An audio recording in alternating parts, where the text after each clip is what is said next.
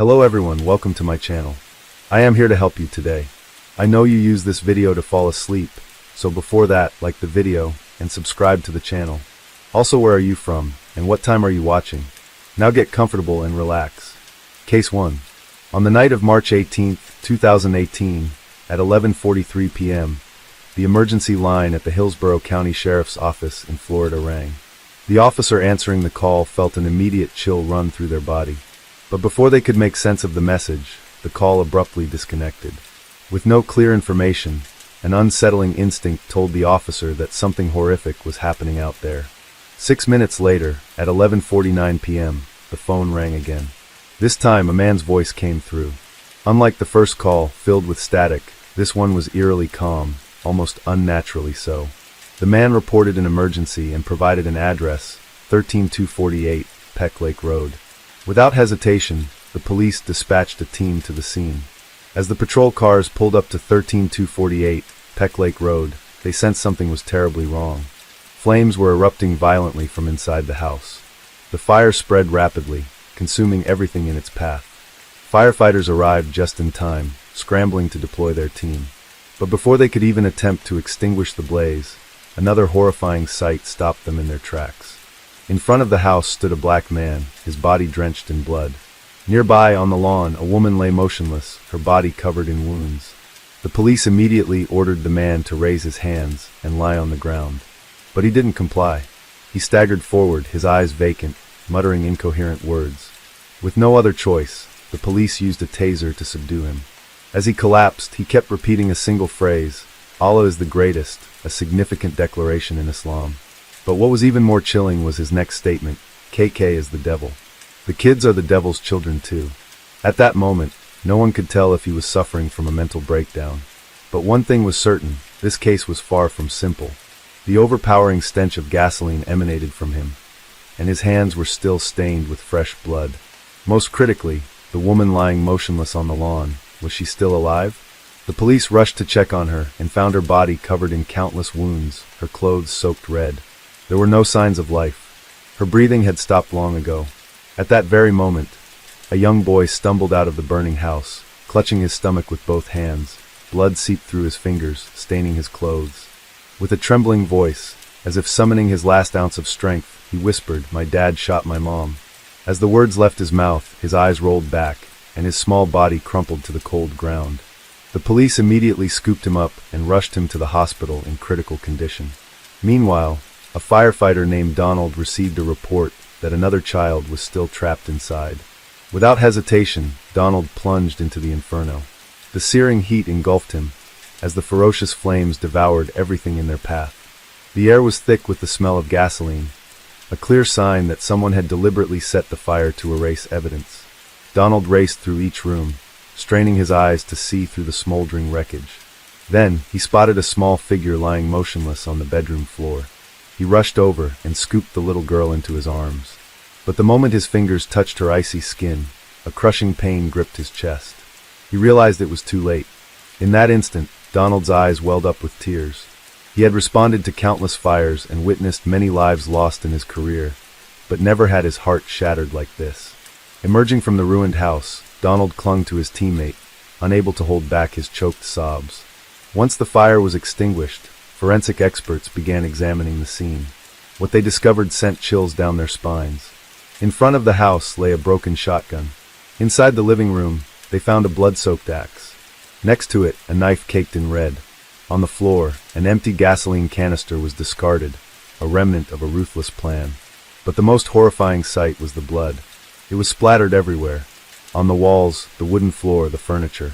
What was once a family home had turned into a nightmarish scene of carnage. All the evidence was immediately collected and sent to the lab. Forensic experts quickly identified the two victims.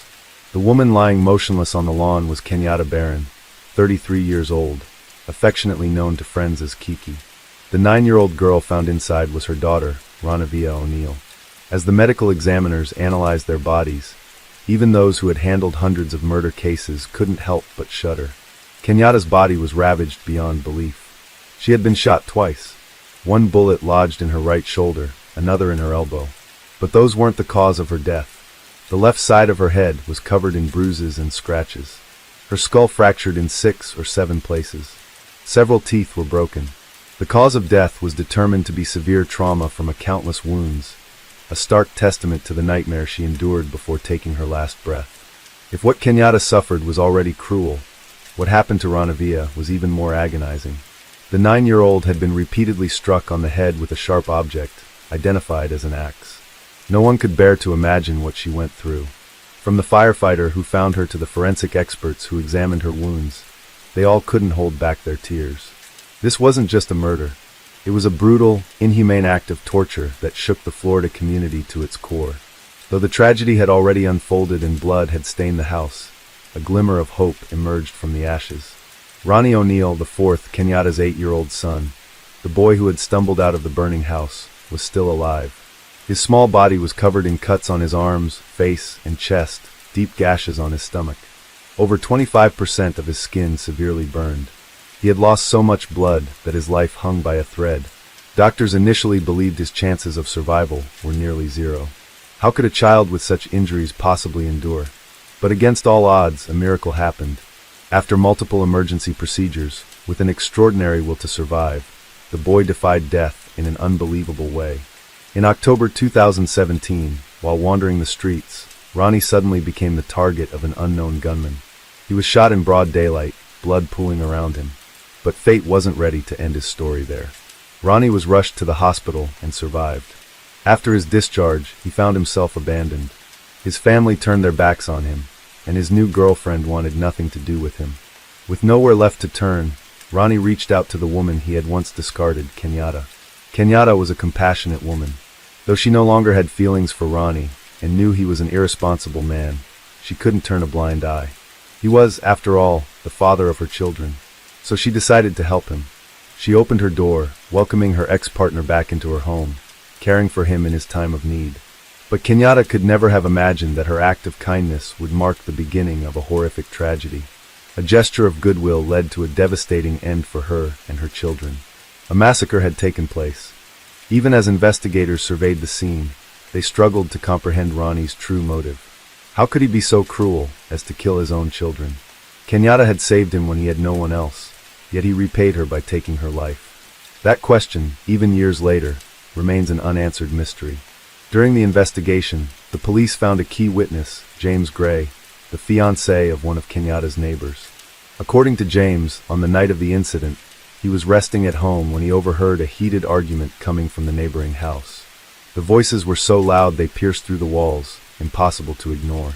Curiosity got the better of him, and he stepped outside, opening his front door. At that moment, he saw 2 shadowy figures standing silently in front of Kenyatta's house. A sense of unease washed over him. He moved closer and was horrified to find Kenyatta lying motionless on the ground, right on her doorstep. Beside her stood Ronnie, looming like a ghost. In the dim light, James saw Ronnie dragging Kenyatta's arm, while clutching a long object in his other hand. At first, he couldn't make out what it was, but upon reflection, James believed it might have been a shotgun. Concerned, James called out, asking what had happened. Instead of answering, Ronnie suddenly shouted, "You wouldn't understand. She wanted to kill me." Then, like a man possessed, he yelled one final phrase before turning to walk back inside. "Allah is the greatest." Seeing this, James didn't dare act recklessly. He stood at a distance, watching silently, waiting for the police to arrive before leaving the scene. The police later interviewed several other witnesses, and their accounts aligned with James's statement. Neighbors confirmed that Kenyatta's home had always been quiet and harmonious. But ever since Ronnie moved in, everything changed. Fierce arguments became a regular occurrence. The sounds of shouting and objects being smashed were so frequent that many feared violence could erupt at any moment. On that fateful day, their fears became reality. What the police uncovered at the scene was even more chilling than the witnesses' testimonies. They found a blood-soaked axe. Forensic analysis revealed that the traces on it primarily belonged to Ranavia. The wounds on her body perfectly matched the axe's blade, confirming it as the primary weapon that took her life. The second weapon they discovered was a heavily damaged shotgun, showing signs of deliberate destruction. The bullet wounds on Kenyatta's body were consistent with this shotgun, suggesting Ronnie may have intentionally damaged it to erase evidence. Finally, a blood-stained knife was discovered amidst the wreckage of the scene. Forensic experts analyzed the traces and confirmed the DNA on it belonged to little Ronnie. This could be the weapon that inflicted the wounds, nearly costing the child his life. Additionally, a large amount of gasoline had been poured throughout the house, proving Ronnie's intent to set the fire and erase the crime scene. Most crucially, all the weapons bore Ronnie's fingerprints. Although no witnesses directly saw the crime unfold, the indirect evidence gathered was overwhelming. The police had more than enough grounds to charge him. During his detention, Ronnie maintained a defiant attitude. He denied all accusations, showing no fear or remorse. At times, he even displayed a provocative demeanor, as if he were innocent. But then, he suddenly changed his tune. One day, Ronnie unexpectedly agreed to cooperate. During an interrogation, he offered an entirely different story, one he believed would exonerate him. He claimed that on that day, he and Kenyatta had only argued over trivial matters. In the heat of the argument, Kenyatta allegedly lost control, becoming aggressive and attacking him first. Not only that, he falsely accused Kenyatta of repeatedly abusing their own children in a brutal manner. With a tone dripping with pretense, he continued, "I didn't mean to hurt her. I just used too much force and accidentally caused her death. I had no choice but to defend myself." As for the lives of their two children, Ronnie shamelessly shifted all the blame onto Kenyatta, brazenly fabricating it was all her doing. "I didn't do anything. I was just a father trying to protect my kids. My actions were no different from any other father in the world. They came from instinct." He didn't stop there. He even tried to use his 911 call as evidence, saying, "In the second call, I said Kiki wanted to kill me. That proves I was the victim, not the aggressor." But the police weren't easily fooled. They knew the evidence was stacked against Ronnie, and his statement was riddled with contradictions. If Kenyatta was the aggressor, why was she the one shot? If he was merely defending himself, why did he pour gasoline throughout the house to destroy evidence? If Kenyatta had harmed the children, why were Ronnie's fingerprints found on all the weapons? Clearly, everything he said was a lie. When arrested, Ronnie showed no signs of injury, no bruises or scratches to suggest he had been attacked by Kenyatta, as he claimed. On the contrary, all the traces on his body belonged to Kenyatta and the children. Moreover, Kenyatta's character completely contradicted Ronnie's accusations. Everyone who knew her described her as a gentle mother who loved her children dearly, with no signs of violence. There was no reason for her to attack her ex-partner or harm her own children. Yet Ronnie stubbornly clung to his victim narrative, concocting a contradictory story to cover up his crimes. But he couldn't have anticipated that his own son, the boy he forced to witness a horrifying scene, would become the most crucial witness against him. No matter how much Ronnie tried to justify himself, the testimony of his surviving son painted a raw and brutal picture of that night. The police listened to little Ronnie's account in heavy silence. Each word from the boy cut through the air like a knife, sending shivers down everyone's spine. That night, I was sleeping when I woke up to the sound of my parents arguing. They were fighting fiercely about religion. Then, I heard a loud crash. I got scared and opened my door to look. That's when I saw my dad holding a shotgun, pointing it straight at my mom.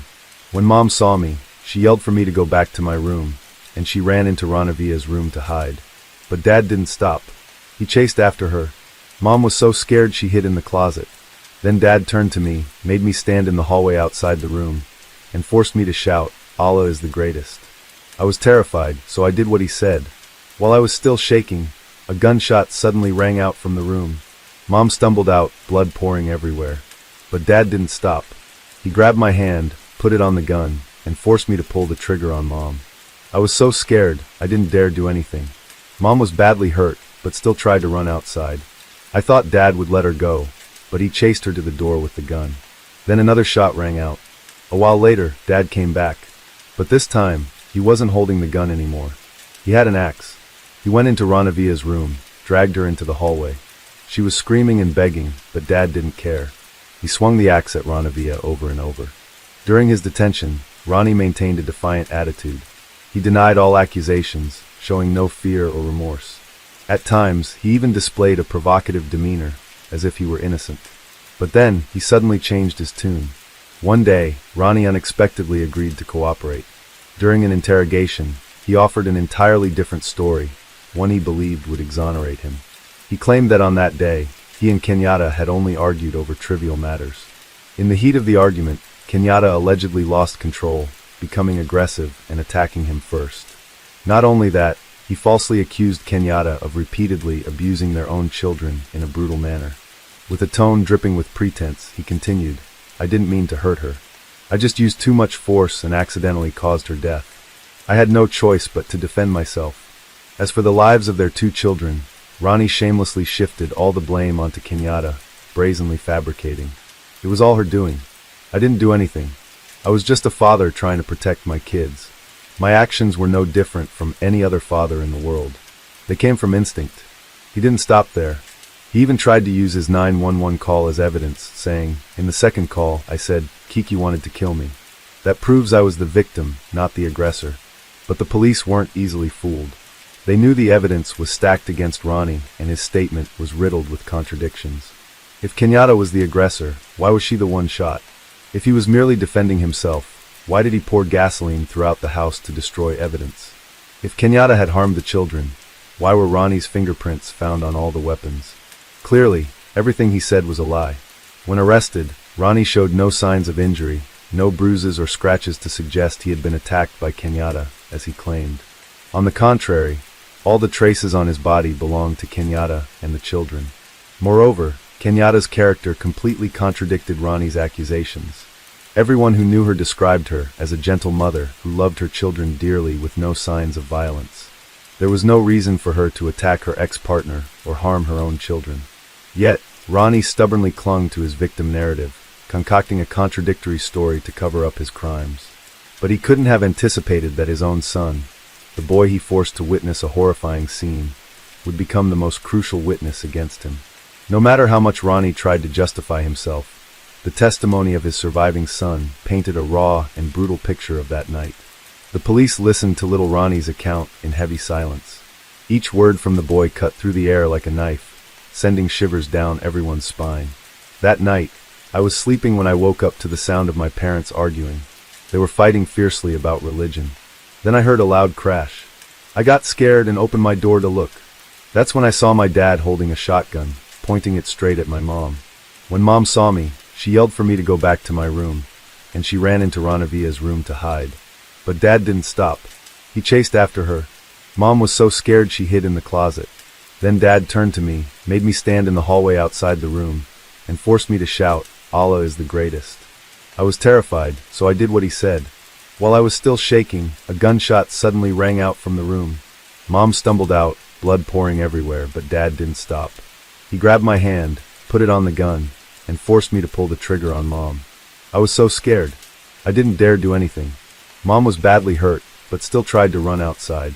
I thought Dad would let her go, but he chased her to the door with the gun. Then another shot rang out. A while later, Dad came back. But this time, he wasn't holding the gun anymore. He had an axe.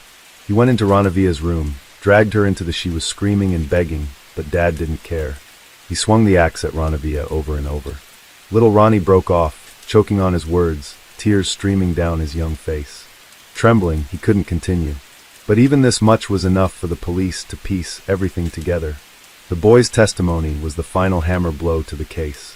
The details matched the crime scene perfectly, from the locations of the wounds to the discarded weapons, proving an undeniable truth.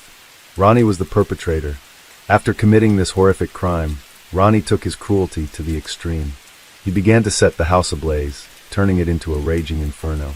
He used tissues and clothing as kindling, then doused the place with gasoline. But that wasn't enough. As the fire spread, he turned on his own son. Before little Ronnie could react, he was struck hard in the stomach. In pain and panic, the boy tried to flee to the kitchen, hoping to find safety. But Ronnie didn't relent. He grabbed a knife and charged, plunging it straight into his son's stomach. By then, the flames had reached the boy. The searing pain of the burns mixed with the agony of the stab wound blurred his vision. The world spun around him, then faded to black. When the police arrived, they found a small, battered child, covered in wounds, struggling to crawl out of the blaze. In excruciating pain, the boy used his last ounce of strength to look at the officers and whisper, "My dad shot my mom." With that, he collapsed, losing consciousness. The police immediately rushed him to the hospital. When little Ronnie woke up in the hospital, the police were there to hear his story. What they learned left them speechless. An 8-year-old child had been forced to watch his father kill his mother, hunt down his sister, and then turn on him. Worse still, Ronnie had made his son complicit in the crime, forcing him to hold the and repeat the phrases he demanded. The boy's testimony also exposed all of Ronnie's lies. Earlier, Ronnie had deliberately made 2 calls to 911. In the first call, the police could still hear Kenyatta's desperate pleas, but by the second call, everything had fallen silent, indicating she had already been killed. Moreover, Ronnie repeatedly said during the call, "Kiki wanted to kill me." At this point, the police realized this wasn't a cry for help, it was a calculated deception. Ronnie had fabricated a story to paint himself as the victim. A recurring detail ran through the case, from the 911 calls to Ronnie's arrest to little Ronnie's testimony. Allah is the greatest. Why did Ronnie force his son to shout this while slaughtering his family? The police speculated that the motive for the murders might stem from a religious conflict. It's possible that on that day, Ronnie had pressured Kenyatta to convert to Islam, but she steadfastly refused. The tension between them escalated, ultimately erupting into a tragedy. With overwhelming evidence, the prosecutor swiftly filed charges against Ronnie, including 2 counts of first-degree murder, 1 count of attempted murder, arson, and resisting law enforcement. At this point, the case seemed clear-cut. With irrefutable evidence and the critical testimony of little Ronnie, the trial was expected to proceed smoothly. But things were not as straightforward as they seemed. Ronnie suddenly declared, "I suffer from a mental illness and am not competent to stand trial." At first glance, this defense appeared to be a tactic to evade justice.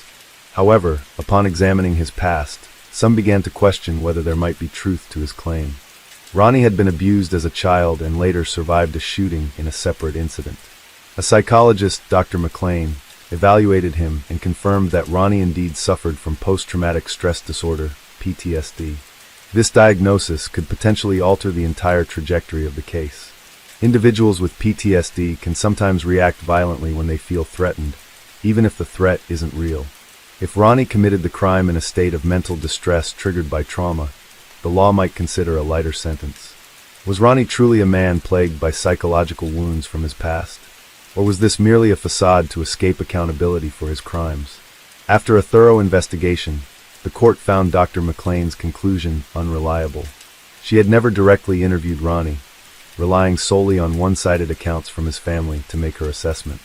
Consequently, the court rejected her evaluation, refusing to recognize it as valid evidence in the case. Furthermore, there was no evidence linking Ronnie's PTSD to the crimes he committed. On the contrary, his actions demonstrated clear premeditation. After killing Kenyatta, he deliberately called 911, fabricated a story to portray himself as the victim, targeted the only witness, his own son, and set the house ablaze to destroy all evidence. If he were truly out of control due to a mental condition, could he have planned everything so meticulously and coldly? Ultimately, after evaluations by other psychologists, the court concluded that Ronnie was fully competent to stand trial. Yet, instead of showing fear or remorse, Ronnie displayed blatant arrogance. He refused to hire a lawyer, insisting on representing himself. The judge repeatedly warned him that this was an unwise decision, potentially costing him important legal rights during the trial. But Ronnie didn't care. Like other brazen criminals, he was confident in his oratory skills, believing his sharp words could turn the tide in his favor. However, reality proved that such individuals often dig their own graves. This decision led to a grim irony. Ronnie was forced to confront his own son, the child he had once tried to kill. On June 16, 2021, the trial officially began. From his opening statement, Ronnie exhibited clear signs of instability and chaos. His words were incoherent, lacking logic. He incessantly denied all charges, proclaiming his innocence while loudly accusing the prosecution of fabricating a case to frame him. He claimed his son was traumatized after witnessing the crime scene, rendering his testimony unreliable.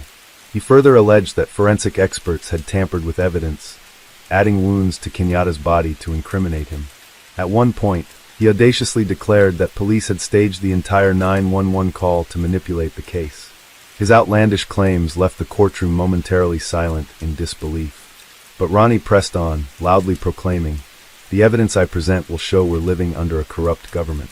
No one believed him. Then, the trial reached its most critical moment, Ronnie's cross-examination of his son. Throughout the questioning, Ronnie relentlessly tried to make his son's testimony appear inconsistent. He insisted the boy hadn't seen him commit the crime. But as the dialogue between father and son unfolded, the truth was laid bare in a harrowing manner.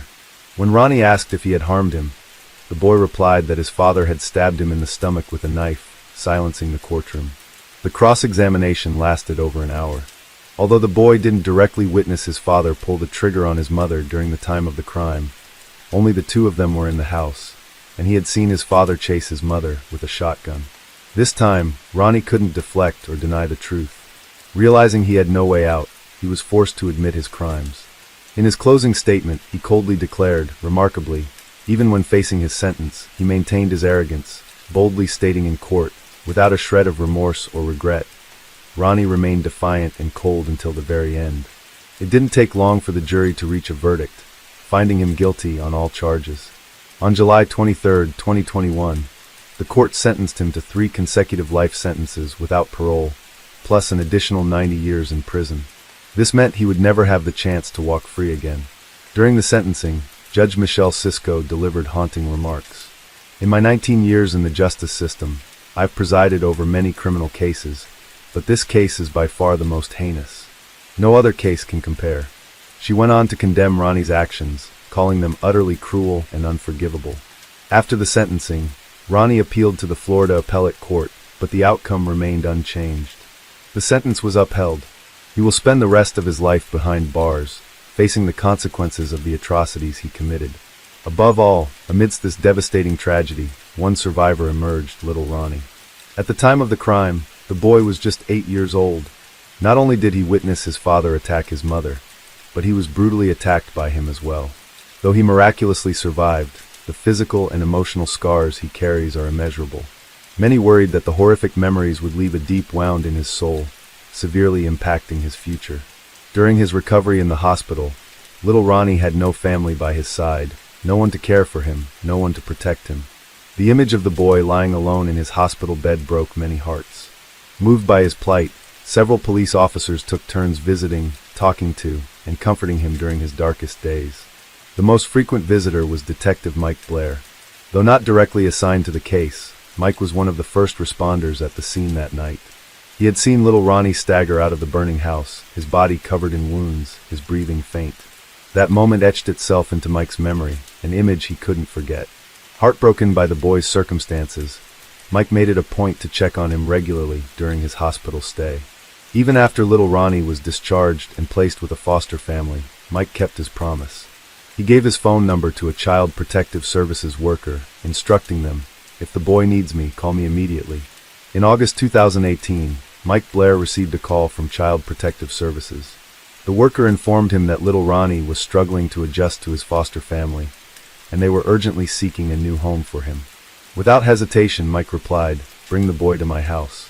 He hadn't even discussed it with his wife, but deep down, he knew his kind-hearted wife, Daniel, would open her arms to welcome the boy. A child who had lost everything deserved a true home. However, the decision to adopt little Ronnie was far from simple.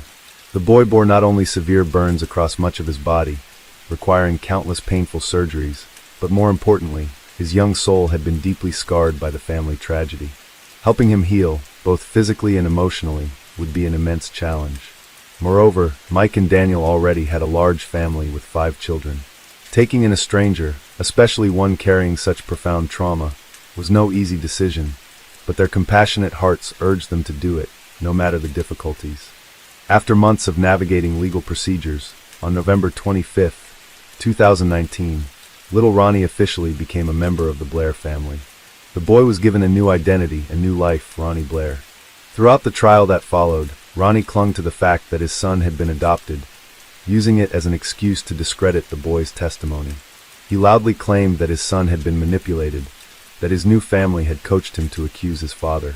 In a final attempt to undermine his son's statements, Ronnie chose to cross-examine him again in court, asking if his new family had fed him negative ideas. But each resolute and unwavering response from little Ronnie cut through his father's last hopes like a knife. In truth, Mike had never spoken about the tragic case since adopting little Ronnie. He understood better than anyone that the boy had endured enough pain, and the most important thing wasn't to dredge up the past, but to help him look toward a brighter future. Thanks to the unconditional love and dedicated care of the Blair family, little Ronnie gradually overcame his haunting past.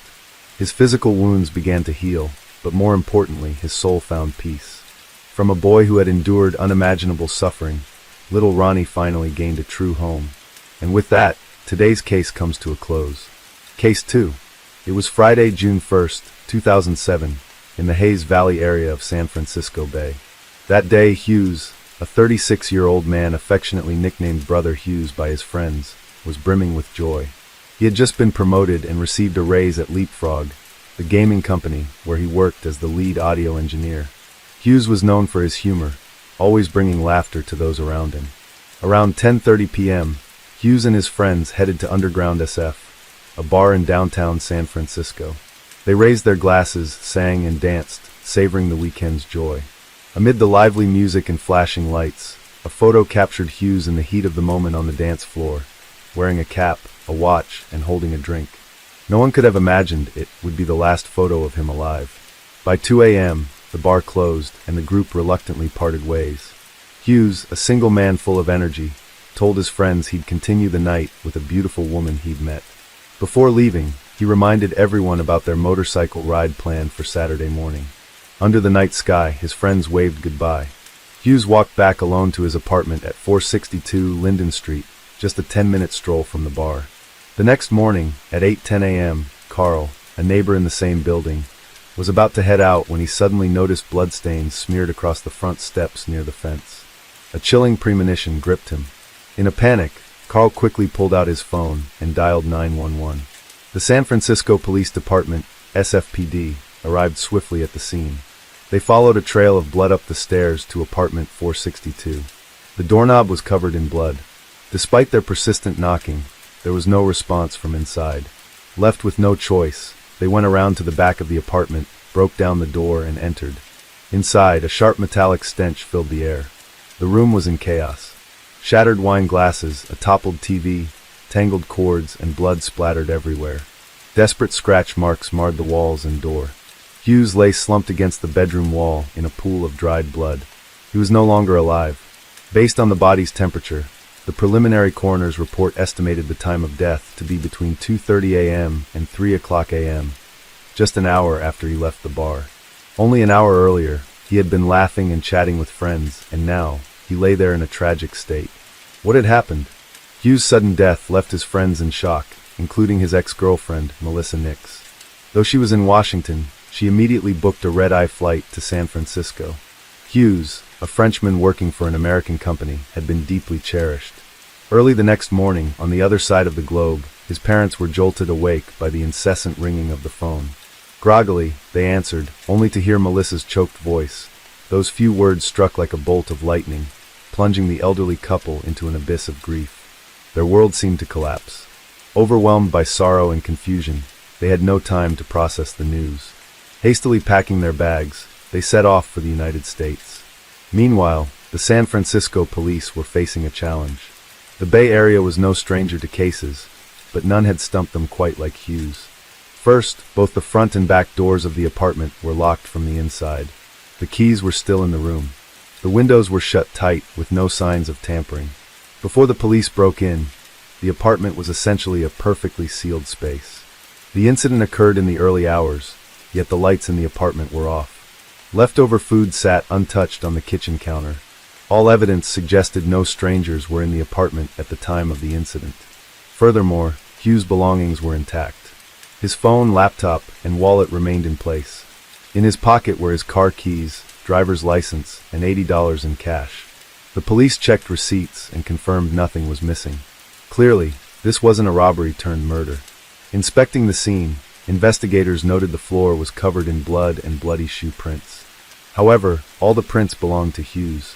The patterns on the soles were distinct, with no signs of a struggle or scuffle. It appeared as though Hughes had been moving around the apartment on his own. Following the footprints, investigators noticed a trail of tiny blood droplets amidst the larger smears. These droplets stretched from the front door, down the hallway, through the kitchen and living room, and stopped where Hughes had collapsed. The droplets were perfectly round, with no streaks, indicating the blood had fallen straight down in a calm manner. In other words, Hughes had moved through the apartment very slowly, as if struggling in his final moments. The autopsy began at 4:10 p.m. The victim was approximately 5 feet 9 inches tall and weighed 176 pounds. He was a Caucasian man with brown hair, showing signs of a receding hairline. Hughes' hair was about 4 inches long. In life, he had undergone a circumcision procedure.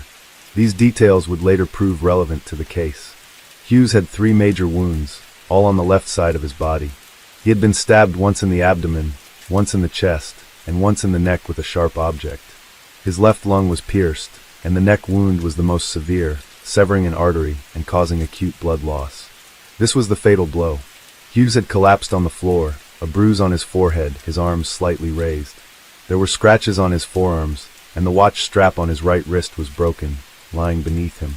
Most curiously, his left hand was tightly clutching a tuft of curly black hair, more than 10 strands, each less than 2 inches long. This was unmistakably a murder. However, as the investigation deepened, the direction of the inquiry grew perplexing. While examining Hughes' personal belongings, the police discovered he wasn't just an ordinary office worker. He had an artistic soul, with a passion for reading and writing. In his notebook, a neatly written quote stood out: "Live as if you were to die tomorrow. Learn as if you were to live forever." This famous saying, popularized by Mahatma Gandhi, caught the police off guard. Die tomorrow. Could Hughes have taken his own life? In reality, the police fixated on this phrase while overlooking its deeper meaning. The quote encourages living fully, cherishing life as if each day were the last, and learning continuously as if one would live forever. It could be said that the police completely misunderstood the essence of the words. Hughes' phone lay on the coffee table nearby, completely free of bloodstains. This indicated that before his death, he hadn't attempted to call 911 for help. In the chaotic kitchen, near the sink, were 2 steak knives, their handles stained with a reddish liquid.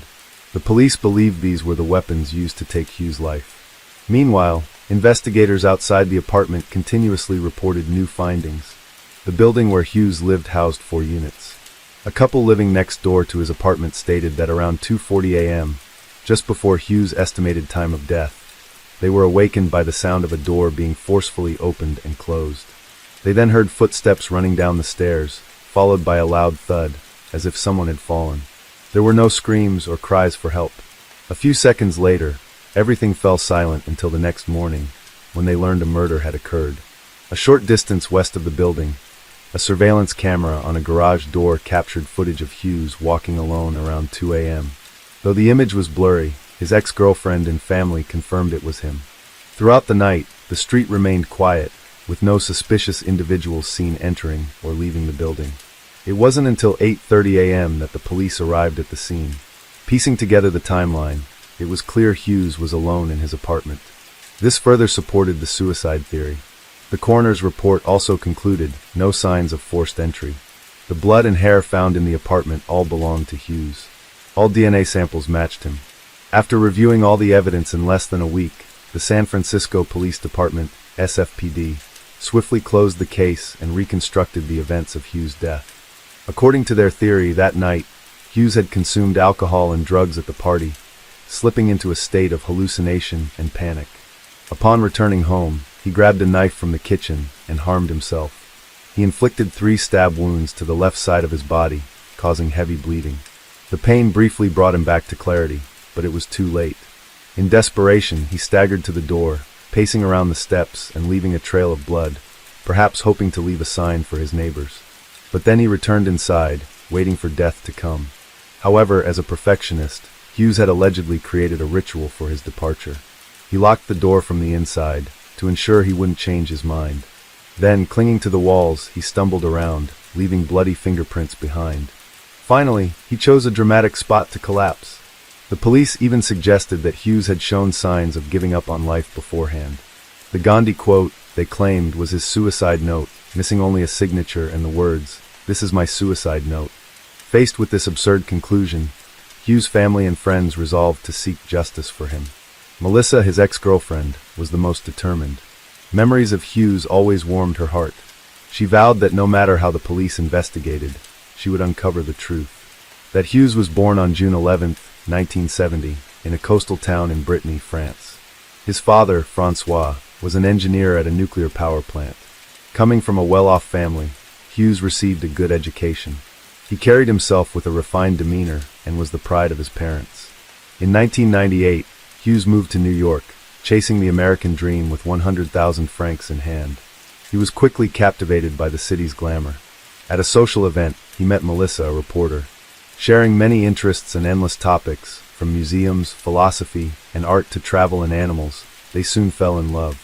Over their 5 years together, they broke up and reconciled multiple times.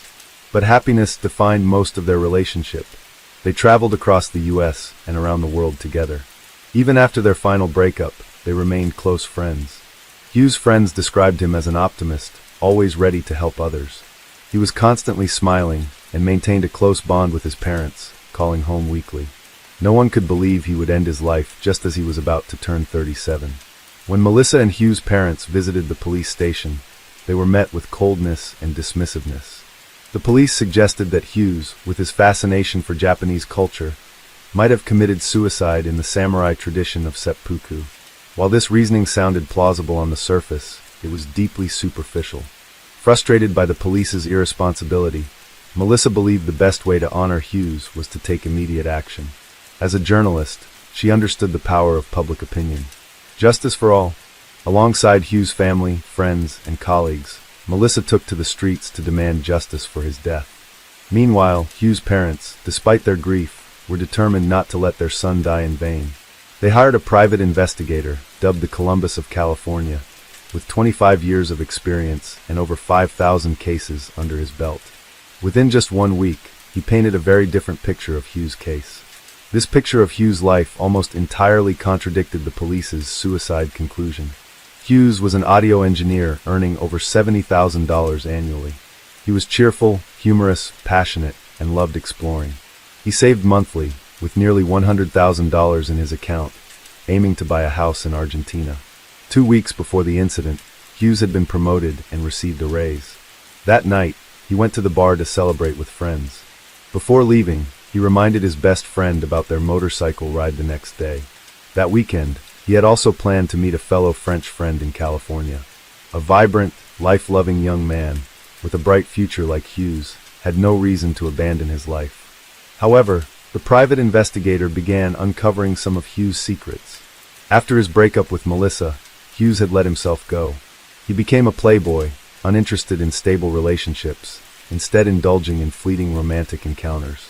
Social media and adult websites became his tools. Friends tried to advise him, but he brushed them off, continuing his promiscuous lifestyle, chasing thrills and pleasure.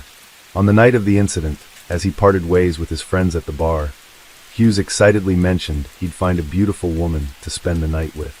To heighten the excitement, he also used drugs, which connected him to some unsavory characters. The investigator, familiar with the area, knew that Linden Street often attracted sex workers, drug dealers, and criminal gangs late at night. Hughes might have gotten entangled in a deal or made enemies, leading to a retaliatory attack. Yet, according to the security footage, Hughes returned home alone, with no signs of being followed.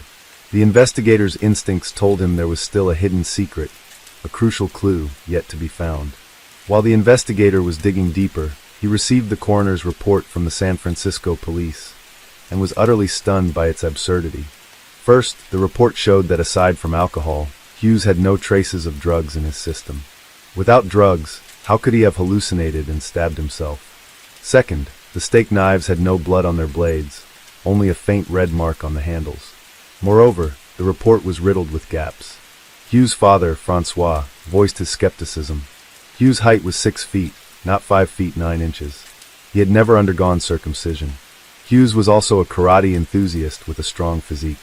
If attacked, he would have fought back. In his left hand, he clutched a tuft of black hair that wasn't his own. Yet, the coroner hadn't tested its DNA. After examining the scene, the investigator discovered a blind spot in the surveillance camera's coverage. The camera only recorded from west to east, meaning it captured Hughes entering the building.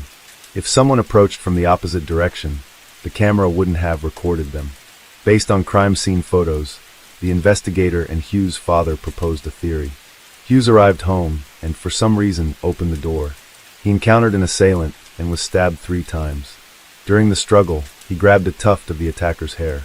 Injured, he retreated inside and locked the door. Due to the neck wound, he couldn't cry for help. The assailant then climbed over the fence and fled. If this theory held, testing the bloodstains on the front steps could provide a lead. But the police claimed they couldn't test them. No samples had been preserved. The fire department had washed down the scene to avoid alarming passers-by. And the steak knives with no blood? The police offered a flimsy explanation. Perhaps Hughes, a clean freak, had wiped the knife clean even as he lay dying. This reasoning drew sharp criticism from the media. Finally, in December 2007, the San Francisco police were forced to reclassify the case as a death of unknown cause. Some journalists pointed out that this could be a tragedy of a foreigner in America. Hughes, being an outsider with no family or close relatives in the U.S., wouldn't cause significant repercussions with his death. More critically, at the time, the security situation in the San Francisco Bay Area was a major headache for the police. After the incident, due to a lack of manpower, the police hastily concluded it was a suicide or an undetermined death. This allowed the crime statistics to look better, avoiding any negative impact on the election campaigns of local politicians. Meanwhile, Hughes' parents, after returning to France, refused to give up. They hired a lawyer and brought the case to the High Court of Paris. A year later, a team of French investigators was dispatched to San Francisco to restart the investigation into Hughes' death. Hughes' mother noted that this was the first time foreign police had come to San Francisco to enforce the law. However, upon arriving in the U.S., the French police faced a cold reception from their American counterparts. The SFPD refused to hand over the case files. The detectives and forensic experts originally assigned to the case had since retired. Francois, Hughes' father, had to turn to the French embassy for assistance. After contacting authorities in Washington and receiving directives, the San Francisco police finally relinquished the documents. Only then could the French police begin their analysis. They interviewed over 50 people, recovered data from Hughes' computer and phone, and reconstructed his final hours. On the morning of June 1st, Hughes clocked in at work. He chatted with colleagues. At 5 p.m., he returned home. After showering, he visited an art gallery for a date. Past 10 p.m., he joined colleagues at a bar to celebrate. At 2:16 a.m., a camera captured him arriving home. After returning, he browsed real estate listings in Argentina, logged into social media, and visited an adult website. At 2:20 a.m., he called a friend, who later recounted that Hughes mentioned wanting to find drugs and spend the night with a woman. Those were his final words. At 2:40 a.m., Hughes' laptop suddenly disconnected, a sign that the power cord had been unplugged. This time frame remains a mystery. Shortly after, neighbors heard unusual sounds. A door being opened and closed, hurried footsteps on the stairs. Then, an eerie silence followed. Hughes had a habit of keeping an open dating life, never turning down any woman. Could he have angered a woman's husband or boyfriend, leading to a vengeful attack? At this point, a suspect emerged. Mark, Hughes' boss. Unlike grieving colleagues, Mark displayed an odd demeanor, even seeming gleeful. Upon investigation, it was revealed that Mark's wife had once had an affair with Hughes. Could Mark, humiliated by his subordinate, have killed Hughes? However, Mark's alibi cleared him of suspicion. Additionally, neighbors mentioned a small side door to the right of the building, unmonitored by cameras. This door was used for trash disposal or parking. In the crime scene footage, there appeared to be bloodstains on the brick wall near the side door, but the San Francisco police had overlooked it. By the time the French police arrived, the scene had been destroyed. After a second autopsy, the French police confirmed that Hughes had no drugs in his system. However, the tuft of curly black hair found in his hand had vanished. Based on the size and depth of the stab wounds, they determined the murder weapon was a dagger, not a steak knife. Judging by his attire and final phone call, it seemed Hughes was preparing to go out for a date, but encountered trouble right at his doorstep. The red liquid on the steak knife turned out to be tomato sauce, not blood. In other words, no murder weapon was found at the scene. The French police also uncovered a critical detail. The security camera at the nearby garage only took snapshots every 4 seconds. If someone moved quickly, their image might not have been captured. Most significantly, inside the broken watch strap found beneath Hughes' body, traces of blood were discovered. DNA testing revealed that this blood did not belong to the victim. After 15 days of investigation, the French police released a 2,000-page report concluding that Hughes had been murdered. More than a year after the incident, Hughes' cause of death was officially determined to be homicide. But who was the perpetrator? Despite the French police's conclusion, the SFPD stated the case was still under review. Yet they remained passive, making no effort to identify a suspect whose DNA matched the evidence. They claimed there wasn't enough evidence to compel anyone to provide a DNA sample. Faced with this deadlock, in February 2009, Hugh's father, Francois, decided to offer a $100,000 reward to encourage the public to help uncover the truth. His flyers quickly spread across the streets of San Francisco. Another theory emerged: the perpetrator might be someone familiar with the area. The house on Linden Street had 2 floors, each with 2 apartments. On the first floor, Hughes lived in the apartment on the right, while a couple occupied the one on the left. On the second floor, Carl lived in the apartment on the right, and Craig in the one on the left. After news of the reward spread, an anonymous caller pointed to Craig as a suspect, claiming he was erratic and capable of killing to silence a witness. The investigation revealed that Craig had once been a member of the notorious PCP crime gang, involved in trafficking drugs, weapons, and other illegal dealings. Though Craig claimed to have reformed, he still carried a small knife, a remnant of his criminal past. Craig and Hughes had clashed heatedly over a parking spot. Neighbors confirmed hearing a fiery argument from Craig's apartment, filled with death threats and terrified screams. Francois, Hughes' father, had met Craig and found him friendly. Craig had even bought Hughes' old bicycle, leaving a good impression. So, what could be the motive for murder? Could minor disputes escalate to such a crime? The knife Craig carried was a cable-cutting tool, not matching Hughes' wounds. After the incident, Craig suddenly disappeared, becoming homeless. The private investigators searched tirelessly, but to no avail. When asked for assistance, the San Francisco police refused, citing insufficient evidence. Facing this deadlock, Francois, Hughes' father, resolved to seek justice himself. He spent years traveling between San Francisco and Brittany, tirelessly collecting DNA samples from those who had lived near his son. Despite many residents having moved away, he remained undeterred. Francois met with anyone who might provide information about the case. With the investigators' help, he persuaded Craig to meet at a cafe, hoping Craig would agree to provide a DNA sample for testing. In 2010, Melissa became a beacon of hope for Hughes' case. Through her persistence and unwavering effort, she forced the San Francisco police to reconsider their hasty conclusion. Melissa's contributions were recognized with the prestigious James Madison Award. Without her, Hughes' case might have been forgotten. She courageously exposed the SFPD's sluggishness, contributing to positive changes in investigative practices. Now a renowned journalist, Melissa continues to follow Hughes' case annually, questioning the investigation's progress. The police still offer vague responses, but everyone knows they're merely evading accountability. The latest update on Hughes' case came in November 2021. On his memorial Facebook page, Melissa Nix, his ex-girlfriend, posted, "The case remains open." Francois, Hughes' father, expressed his unshakable resolve. "I will never stop seeking the truth, no matter where I have to go. I will never give up hope." The mystery surrounding Hughes' death remains unsolved. Online communities have proposed 2 theories that might hold the key to cracking the case. The first theory: Hughes was killed during an illegal drug deal. Motives for murder often stem from romance, money, or revenge. A romantic motive lacks evidence, and a financial motive seems unlikely. Hughes had no clear enemies. The most plausible scenario is a settling of scores between Hughes and drug dealers. Hughes was known to occasionally use drugs. On the night of the incident, he told friends he was looking for something to heighten his excitement. The area where Hughes lived was a hub for drug trafficking gangs who were well versed in the terrain and skilled at evading camera surveillance. According to Francois, the lights in Hughes' apartment were still on after he returned home, possibly signaling a drug deal. A dealer arrived, but instead of a transaction, a dispute erupted, leading to Hughes' death. The killer escaped through a camera-free route while Hughes collapsed inside. The second theory, a mistaken assassination linked to Craig. Given Craig's dark past and tangled connections, he might have been targeted. The perpetrators, familiar with the building and the camera's blind spots, set an ambush, but Hughes became the victim. They may have entered the wrong apartment or killed him to cover their mistake. In the darkness, Hughes could have been stabbed by mistake. Alternatively, the killer, fearing exposure, silenced him to tie up loose ends.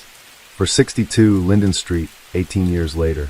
The building is now surrounded by a sturdy fence, but 18 years ago, the mystery of Hughes' death remained unresolved. His loved ones continue their relentless pursuit of justice. Hughes' story, a reminder of life's fragility, deserves to be remembered forever. Over a decade has passed, and the case has opened multiple investigative avenues, from romantic motives and personal conflicts to the possibility that Hughes was killed over drugs or became the victim of a mistaken attack. Yet, no theory has enough evidence to close the case, leaving it an enduring mystery. And so, today's video comes to an end. Hughes' case remains open, but serves as an important reminder about safety, especially for those living abroad in areas with poor security. Being cautious around strangers, avoiding going out late at night, and staying in touch with loved ones can help reduce risks. Case 3. On February 24, 2023, Fairfax County Police in Virginia responded to a call from the Banfield family home. A man identified as Joseph Ryan had broken into the house with a knife and attacked Christine Banfield, who was home alone at the time. Joseph was subdued by Brendan Banfield and Juliana Perez, who arrived at the house shortly afterward. Brendan was Christine's husband and Juliana was the family's nanny, having worked for them for nearly 2 years. Christine was taken to the hospital in critical condition, but she succumbed to her injuries and passed away. What initially seemed like a home invasion, followed by a murder, later turned out to be part of a larger conspiracy. Hey everyone, how are you doing? Welcome back to the channel, and in today's video, I will talk about a case that happened in the state of Virginia. This case, folks, seems more like a suspense movie script. It has betrayal, it has conspiracy, and of course, it has death. Guys, this video ended up being quite long because I brought all the details of this story for you. So, I ask you to stay with me here until the end to better understand the story. So, without further ado, let's go to the video. In 2003, at the age of 18, Christine enrolled at Quinnipiac University in Connecticut to study nursing. In 2004, during her first year of college, she met Brendan Robert Banfield, and shortly afterward, they began dating. Christine graduated in 2007, and a year later, in 2008, Brendan proposed to her. Their engagement lasted about 2 years, and on June 12, 2010, they got married. At the time, Christine was 24, and Brendan was 25. Christine was a very dedicated nurse who loved her work. She typically worked 16-hour night shifts, a tiring routine, but one she enjoyed. On her social media, Christine occasionally shared her workout journey at a nearby gym. In some of her posts, it was clear that Brendan accompanied her to the gym. Additionally, those close to the couple say that Brendan was always supportive and encouraging of his wife, often complimenting her. Christine even posted once on her social media about how happy she was when her husband motivated her at the gym, especially after he noticed the difference the healthy routine had made in her body. Brendan, on the other hand, was much more private and didn't usually post much about his personal life on social media. Brendan was a federal agent working for the IRS, investigating potential tax fraud and evasion. Christine and Brendan built their life together. Since they met in college and started dating there, they achieved everything they had as a team. According to those close to them, they seemed like a very united couple. They went to soccer games, parties, took vacations, and traveled to other countries. We can say they were a typical American couple who met when they were young and had many plans ahead. The couple lived for a while in New York, but later moved to Virginia. In Virginia, they settled in Herndon, a city in Fairfax County with a population of over 24,000 people. They lived in a house worth $1 million, located in one of the city's best neighborhoods. The couple was doing very well financially. Both had great salaries, and they enjoyed a very comfortable life. When necessary, both traveled separately for work and would be away from home for a few days because of their professional lives. In one of her social media posts, Christine shared that she had to leave her dog at a pet hotel because she and Brendan would be traveling for work at the same time to different places. In another post, she mentioned that she had already arrived home, but was missing her husband since he hadn't returned yet. In October 2017, at the age of 32, Christine posted on her social media that she was 3 months pregnant. On March 30th, 2018, she gave birth to a girl. From then on, Christine began sharing her life as a mother on the internet, posting several photos of her daughter, and her husband. In 2019, the Banfield family decided to join the au pair program through the Culture Care Agency. For those unfamiliar with the au pair program, it is an exchange program where a person travels to another country to care for children and study in exchange for housing, meals, a salary, and travel opportunities. It is the most affordable exchange program available. The cost of the au pair program is much lower compared to other long-term exchange programs, and the person works as a nanny for a family. The nanny takes care of the family's children while living with them and receives other benefits, such as living in the United States legally and earning a salary to support themselves. In theory, both the family hiring the service and the person going is the nanny benefit. The family gets someone to help care for their children at a more affordable rate, while the nanny has the opportunity to study a new language, travel, and experience a different culture. Before the family finalizes any agreement with a potential nanny, an evaluation is made to check for compatibility. During this evaluation, the family conducts an interview with the person interested in becoming the nanny, asking questions to learn as much as possible about who will be living with them. If everything aligns, the nanny travels to the country where the family resides and moves in with them for a period of 1 to 2 years. The Banfields were looking for a trustworthy nanny to care for their daughter, which ultimately led to one of the most widely discussed crimes in the United States in recent days. In April 2019, a Brazilian woman named Amanda arrived in the United States through the au pair program and moved in with the Banfield family. After spending 2 years with the Banfields in April 2021, Amanda posted on her social media to thank them for the opportunity and announced she would stay for another 6 months. As I mentioned earlier, in the au pair program, the nanny can stay with the family for 1 to 2 years, but Amanda was granted an additional 6 months by the government due to the global health crisis, which resulted in restrictions. The relationship between Amanda and the Banfield family was very good. Both Amanda and the Banfields shared numerous photos on their social media, showing them all together enjoying trips, parties, birthdays, and dinners. During her time as an au pair nanny for the Banfield family, Amanda met a man in the United States with whom she started a relationship. Sometime later, Amanda and the man got engaged, and on September 25, 2021, they got married. In posts made on Amanda's social media, it's clear that the Banfields were actively involved in the ceremony and the celebration. In fact, the couple's daughter was the flower girl at Amanda's wedding. The relationship between Amanda and the Banfield family was so close that Christine referred to Amanda as part of the family. When Amanda's time in the au pair program ended at the Banfield home, she moved to another state with her husband. But even after moving, Amanda kept in touch with the Banfield family and visited them whenever she could. Since the experience of having a nanny through the au pair program had been very positive, the Banfields decided to search for another nanny through the program. Christine, who really wanted the new nanny to also be Brazilian, handled most of the process. It didn't take long for the family to find another person through the au pair program. Her name was Juliana Perez Magalhães, now 23 years old. Juliana, like Amanda, is Brazilian and lived in the state of São Paulo, Brazil. Juliana graduated in nursing in 2020, and shortly afterward, she began researching how the au pair program worked and how the interviews with families seeking nannies were conducted. On August 9, 2021, Juliana posted on her social media that she would be arriving in the United States in the coming months. She had an interview at the American consulate in Brazil on September 20th, and shortly afterward, she flew to the United States. Remembering that Amanda got married on September 25th, meaning that as soon as Amanda's au pair program ended, Juliana arrived in the United States and moved in with the family. At the time, Juliana had a boyfriend in Brazil and posted on her social media that he would visit her.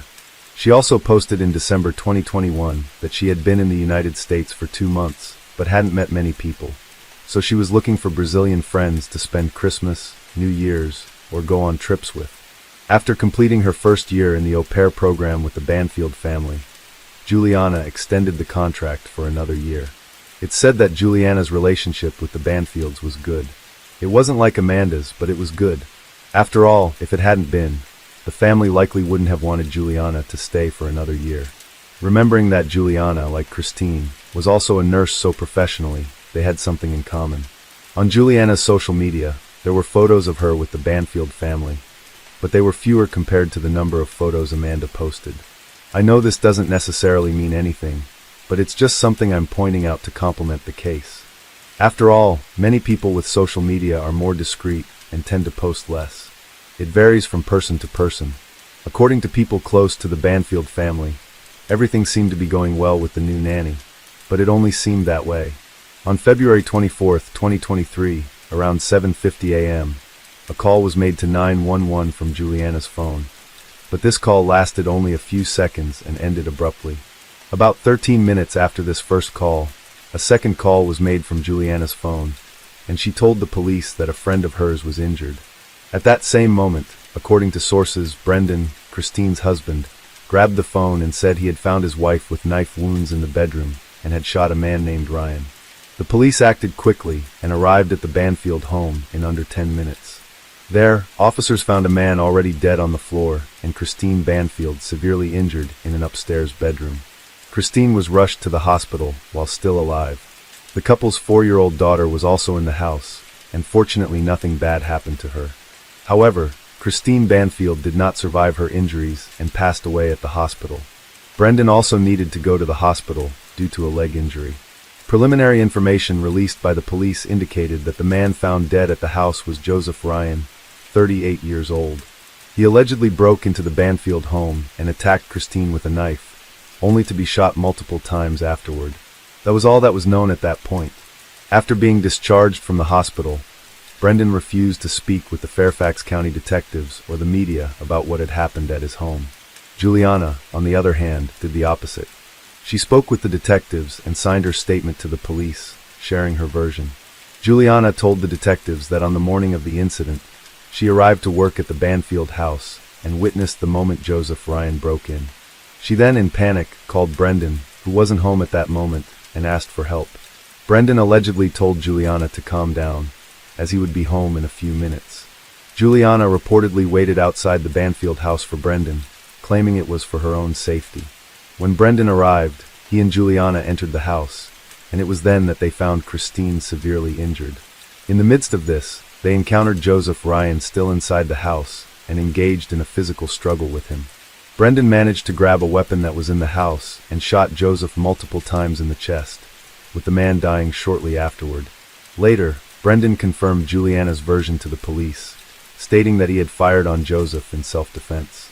One strange detail is that in her statement, Juliana claimed that she arrived early at the Banfield house to work, but as we know in the au pair program, the nannies live with the family.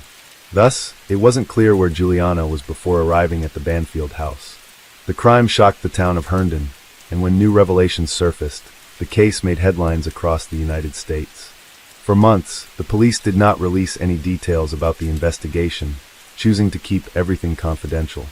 In the meantime, neighbors of the Banfield family said that Juliana continued to visit the house. It's unclear if she was living there, but according to neighbors, she was often seen with the Banfield's daughter, leading to speculation that she was still working as the nanny. In August 2023, Juliana posted on her social media, stating that she was looking for a new babysitting job in the area. It's against the rules of the au pair program to seek other work while enrolled, so it's likely that Juliana had left the program around that time. After more than 7 months of investigation, the police made progress in the case by collecting evidence and forensic findings. Juliana reportedly told her mother, who lives in Brazil, that the police had concluded their investigation and that Joseph Ryan had killed Christine Banfield due to a misunderstanding as they were lovers. On October 19, 2023, Juliana was arrested, and she was reportedly very surprised by this development. The reason for her arrest was that the police concluded that Juliana was the one who shot Joseph Ryan, not Brendan, as they had both previously claimed in their statements. The police also determined that at the time Juliana fired the shots, Brendan had not yet arrived at the Banfield house. After her arrest, Juliana Perez was charged with second-degree murder and taken to the Fairfax County Detention Center. At this point, public opinion largely sided with Juliana. Some people even called her a heroine, stating they would have done the same to defend the family that had given her an opportunity in the United States. Many expressed understanding for Brendan's actions in trying to protect Juliana by claiming he was the one who shot Joseph, as Juliana was a foreigner with a temporary permit to stay in the country, and this could have jeopardized her future. Initially, authorities confirmed to the media that Christine and Joseph Ryan had some sort of relationship, as there were no signs of forced entry into the house, implying that Joseph had been allowed inside by Christine. This was strange because in her call to Brendan in her police statement, Juliana said that Joseph had invaded the house. Another unclear detail was whether Juliana knew Joseph Ryan or had seen him before, with detectives investigating that possibility. At the time of Juliana's arrest, the chief of police stated that just because someone had been arrested, it didn't mean the case was closed. He emphasized that they would continue investigating thoroughly to put together all the pieces of the puzzle. It was also discovered that months before her arrest, Juliana had mentioned on social media that she was in a relationship with an American. Later it was discovered that the American Juliana had been referring to as Brendan Banfield, which of course made the case even more intriguing. When this information was released to the media, public opinion regarding Juliana changed. People who had supported her and seen her as a heroine began to question the entire story. Various theories emerged online, with the most prominent one suggesting that Brendan and Juliana had been having an affair for a long time and had planned the crime together. According to this theory, if Brendan divorced Christine, the couple's assets would have to be divided between them. To prevent this, he and Juliana allegedly staged the attack on Christine, with Joseph Ryan being used as a scapegoat. Another theory proposed that on the day of the crime, Brendan and Juliana were away together, and upon returning to the family home, they were confronted by Christine and Joseph Ryan. In this version, Joseph was a private detective hired by Christine to find out whether Brendan and Juliana were having an affair, something she had been suspicious of for months. As a result, a physical altercation ensued, and the two decided to eliminate Christine and Joseph in the process. There was also a theory suggesting that indeed Christine and Joseph were lovers, and when Brendan arrived home, he caught them in bed and ended up killing both of them. Juliana allegedly covered for Brendan, and afterward they began a relationship. These were some of the most circulated theories on the internet when the first details of the case began to surface. Shortly after Juliana's arrest, her mother gave an interview to a Brazilian newspaper.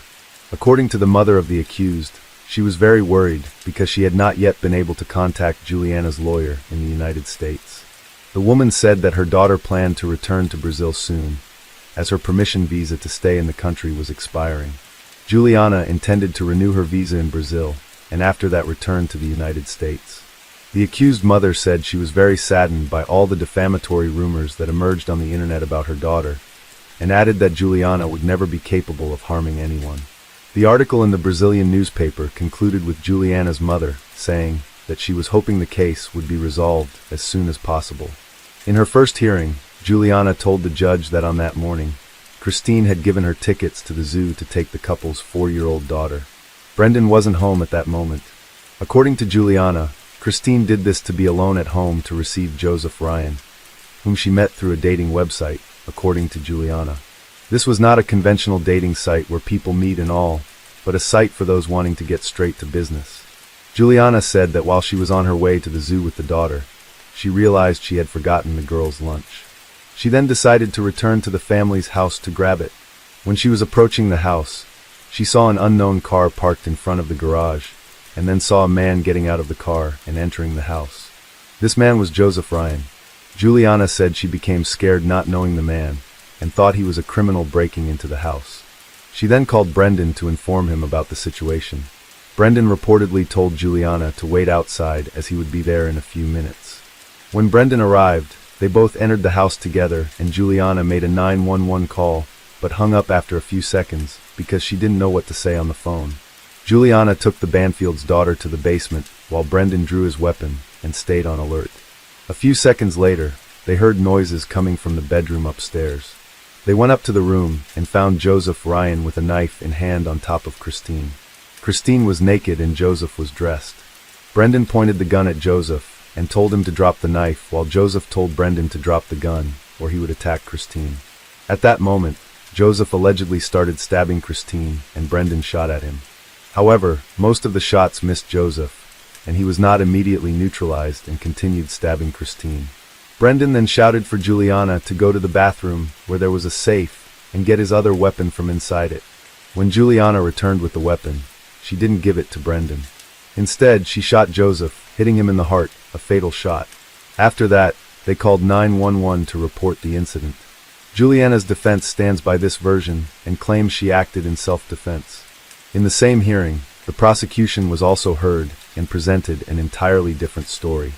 The prosecution stated that Brendan and Juliana had been having an affair for months, and that on the day of the crime, Brendan didn't go to work that morning because everything had already been planned. Brendan left the house pretending to go to work, but but actually went to a nearby location where he waited for Juliana's call. The prosecution claims that Joseph Ryan was lured to the Banfields' home, believing he was going to meet Christine. According to the prosecution, Brendan or Juliana created a fake profile of Christine on the dating website using her laptop from inside the family's house. On the dating site, Brendan or Juliana initiated communication with Joseph Ryan pretending to be Christine. In fact, the prosecution said these conversations were shown to Christine's family and friends, who stated that the conversation seemed very strange and that Christine didn't write like that. After some time of conversation, a meeting was arranged with Joseph Ryan, who received the day, time, and address of the Banfield family's home. On the arranged day when Joseph arrived at the house, he was allegedly greeted by Juliana, which is why there were no signs of forced entry, and shortly after he was ambushed by Brendan. For the prosecution, Brendan and Juliana planned everything for days and staged the entire crime scene. Their goal was to eliminate anyone in their way, in this case Christine, and with Christine out of the way, Brendan wouldn't have to divide the assets he had acquired with his wife in a divorce and could enjoy all the money alongside Juliana. An employee from a shooting ranch testified during the hearing and stated that Brendan and Juliana had been at the ranch 2 months before the events leading up to the crime.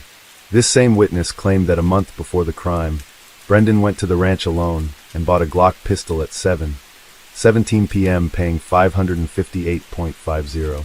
According to the police, this was the same gun that was in the safe and was used by Juliana to deliver the fatal shot to Joseph Ryan. Additionally, Brendan and Juliana swapped their mobile phones just 4 days before the crime. For the prosecutors, all of this was evidence that the two had been planning everything. During the hearing, the prosecutors presented photos of the house on the day of the crime and later showed new photos taken months after Juliana's arrest. In these photos, it was evident that the room that had previously belonged to Juliana in the house was empty, and all her belongings, such as clothes, makeup, and other items, were in the room Brendan had once shared with Christine, but was now sharing with Juliana. Moreover, all the pictures in the house that previously featured Brendan with Christine and their daughter were removed and replaced with photos of Brendan with Juliana and some with the daughter. The defense acknowledged a possible relationship between Brendan and Juliana, but reiterated that during the time she worked as a nanny for the family, she had other relationships and what she had with Brendan was not serious. The defense also added that both Christine and Brendan had extramarital affairs and were unfaithful to each other. Brendan also spoke during the hearing, but he and his attorney stated they would invoke the Fifth Amendment. As a result, Brendan did not answer anything that could incriminate him and ended up responding to very few questions. At the end of the hearing, the prosecution requested that Juliana remain in custody due to the high risk of flight. The prosecution mentioned that Juliana had attempted to obtain another passport when authorities had withheld her passport during the ongoing investigation before her arrest. In response, Juliana's defense argued that they themselves had instructed her to apply for another passport because she needed an ID to stay in the country, and when she asked the authorities to return her passport, they did not. Therefore, according to the defense, Juliana's attempt to obtain another passport had nothing to do with an escape plan. In the end, the presiding judge accepted the prosecution's request and decided that Juliana Perez should remain in custody without the possibility of bail until her trial date. Brendan Robert Banfield continued to be investigated by the police and remained free. As I mentioned earlier, he initially refused to speak with detectives or the media, and one of the first things he did was hire an attorney. Initially, when he decided to speak with the police, he claimed that he was the one who shot Joseph Ryan. However, after evidence showed that it was Juliana who fired the shot, Brendan changed his story. According to sources, Brendan's daughter with Christine was placed in the care of family members while the investigation continued. At this point, the only information made public about Joseph Ryan was that he was 38 years old and had a profile on the dating site where he communicated with Christine's profile. On September 16, 2024, after months of further investigation, the police arrested Brendan Banfield. He was charged with first-degree murder for the deaths of both Christine and Joseph Ryan. Prosecutors accused Brendan of conspiring to kill both of them in the residence where he lived with his wife. He was also charged with the use of a firearm in the commission of a crime. The police did not release specific details about the evidence they had gathered to prove that Brendan conspired to kill his wife and Joseph Ryan. The only thing they stated was that Brendan and Juliana had a planned trip to Brazil. A few days later, Brendan Banfield's first hearing took place. During this hearing, authorities revealed that Brendan began a relationship with Juliana in August 2022. Juliana had arrived at the Banfield family home to work as a nanny in September 2021, and at that time she was dating a guy who had stayed in Brazil. It was also revealed that 1 month before the crime, Brendan and Juliana traveled together to New York, where they stayed in a hotel and attended a show. During the hearing, Brendan said that on the morning of the crime, he left the house around 7:11 a.m. and made a stop at a McDonald's about 8 minutes from his home by car. According to him, he would often stop there for breakfast when heading to work. Brendan said that around 7:37 a.m., he received a call from Juliana telling him that an unknown man had broken into the family home. He then, without finishing his breakfast, rushed back to his house. The prosecution played the recording of the first 911 call Juliana made. In the recording, Joseph Ryan can be heard groaning in pain in the background. The call lasted 8 seconds before Juliana hung up. The Fairfax County Police Department dispatcher called Juliana back following protocol, but no one answered. When questioned about this, Brendan said the call was not answered because he and Juliana couldn't find the phone, which had fallen somewhere in the house.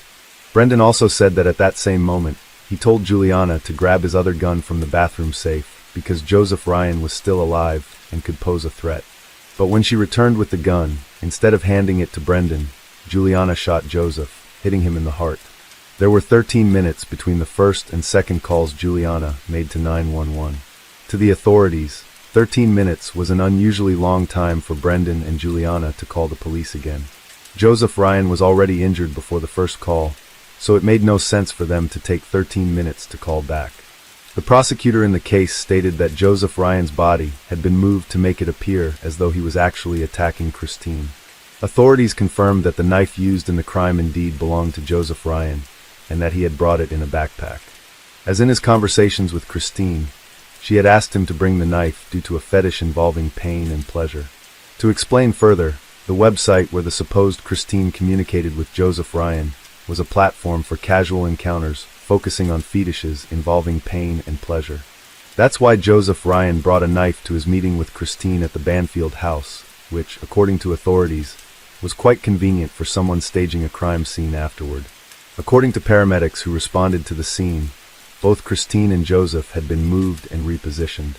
Joseph's arms were covered in blood, apparently Christine's blood, and they were crossed in a way that he could not have done himself after being fatally shot in the chest. The paramedics also stated that while working to try to save Christine, Brendan never once asked about her condition or if she was going to be okay. Instead, he asked about Joseph Ryan, questioning the paramedics if the man was still alive. Authorities believe Brendan's concern for Joseph was because if Joseph remained alive, he would certainly tell the truth about what really happened. Additionally, evidence from blood spatter analysis in the room indicates that both Christine and Joseph had been moved before the paramedics arrived. The prosecutor stated in Brendan's hearing that in August, the police received 2 definitive reports from forensic investigators specializing in blood spatter analysis. These reports were crucial in supporting the theory that the bodies of Joseph Ryan and Christine were moved and repositioned after they had been fatally injured. Days before the crime, Joseph Ryan allegedly told a friend about Christine, claiming that her marriage was not monogamous and that both she and Brendan were seeing other people with each other's consent. This statement from Joseph was based on his conversations with Christine online. In one of these conversations, Joseph Ryan reportedly sent Christine photos of the items he was bringing to their meeting, which included the knife, cuffs, and belts. Joseph allegedly mentioned that he would use the knife to cut Christine's pajamas. The police later found a woman's pajama cut in the room where the crime took place, though it wasn't immediately clear if Joseph had been the one to cut it. Joseph Ryan was known to share almost everything with his friends regarding the encounters he arranged through the website. During interviews with some of these friends, police discovered that Joseph had never spoken to Christine over the phone or in a video call. He had never heard her voice before the day of the crime. Why is this important? As mentioned earlier, authorities believe that the profile supposedly belonging to Christine on the site was actually created by someone else, likely Brendan or Juliana. If Joseph had spoken to Christine by phone, following the theory that she was not the one behind the profile, it would likely have been Juliana pretending to be Christine. However, Juliana has a strong Brazilian accent, which Joseph would likely have noticed and possibly mentioned to his friends. Given this, authorities believe that, aside from the text messages, Joseph never communicated with Christine in any other way. Friends of Joseph who were interviewed by the police also mentioned that he was never violent, and they did not believe he would have harmed Christine. From the day Juliana was arrested on October 19, 2023 until her arrest on September 16, 2024, Brendan Banfield maintained constant contact with her. In one of their recorded conversations, Juliana allegedly said, "I hope you're not with me just because you're afraid I'll turn against you." Brendan reportedly told her to shut up. Brendan's trial was scheduled for February 2025, while Juliana's was set for November 12th of the same year. However, in late October 2024, to avoid a public trial, Juliana decided to strike a plea deal with the prosecution. As part of the deal, Juliana pleaded guilty to manslaughter and agreed to testify against Brendan during his trial in February 2025. The prosecutor indicated that Juliana's sentencing would only take place after Brendan's trial concluded, as her testimony would impact both the judge's decision and her own sentence. Authorities managed to piece together a timeline of events based on evidence in Juliana's confession. According to them, in August 2022, Brendan Banfield began an extramarital affair with Juliana Perez. In the fall of 2023, Brendan reportedly told Juliana that he wanted to get rid of his wife, Christine, and soon after, he started planning the crime. Brendan then created a fake profile for Christine on an adult dating site, primarily used for fetishes and fantasies involving pleasure and pain. Through this profile, Brendan communicated with various men, eventually starting a conversation with Joseph Ryan. After some time, Brendan arranged a meeting with Joseph at the Banfield family home on February 24, 2023. Joseph Ryan believed he was communicating with Christine Banfield and that he would meet her in person. In their conversations, where Brendan posed as Christine, he told Joseph that she wanted him to bring a knife and other items to the meeting, as she was interested in exploring some fantasies. A few days before the meeting, Brendan asked Juliana to speak with Joseph via voice call on Telegram, pretending to make everything seem more convincing. It is unclear whether Joseph noticed Juliana's Brazilian accent during the call. If he did, he didn't mention it to any of his friends. It's possible that Brendan fabricated a story to explain the accent, perhaps claiming that Christine had ties to Brazil or had lived there for a significant time. As Brendan and Juliana had planned everything in advance, they likely devised a way to cover up this detail. During her confession, Juliana told authorities that she did not want to be involved in the crime. She reportedly told Brendan that she didn't think he would go that far, but when she realized he was serious, she attempted to back out. However, Brendan allegedly told her it was too late to turn back. On the morning of February 24, 2023, Brendan gave Juliana a firearm. He had purchased the weapon on January 28, 2023.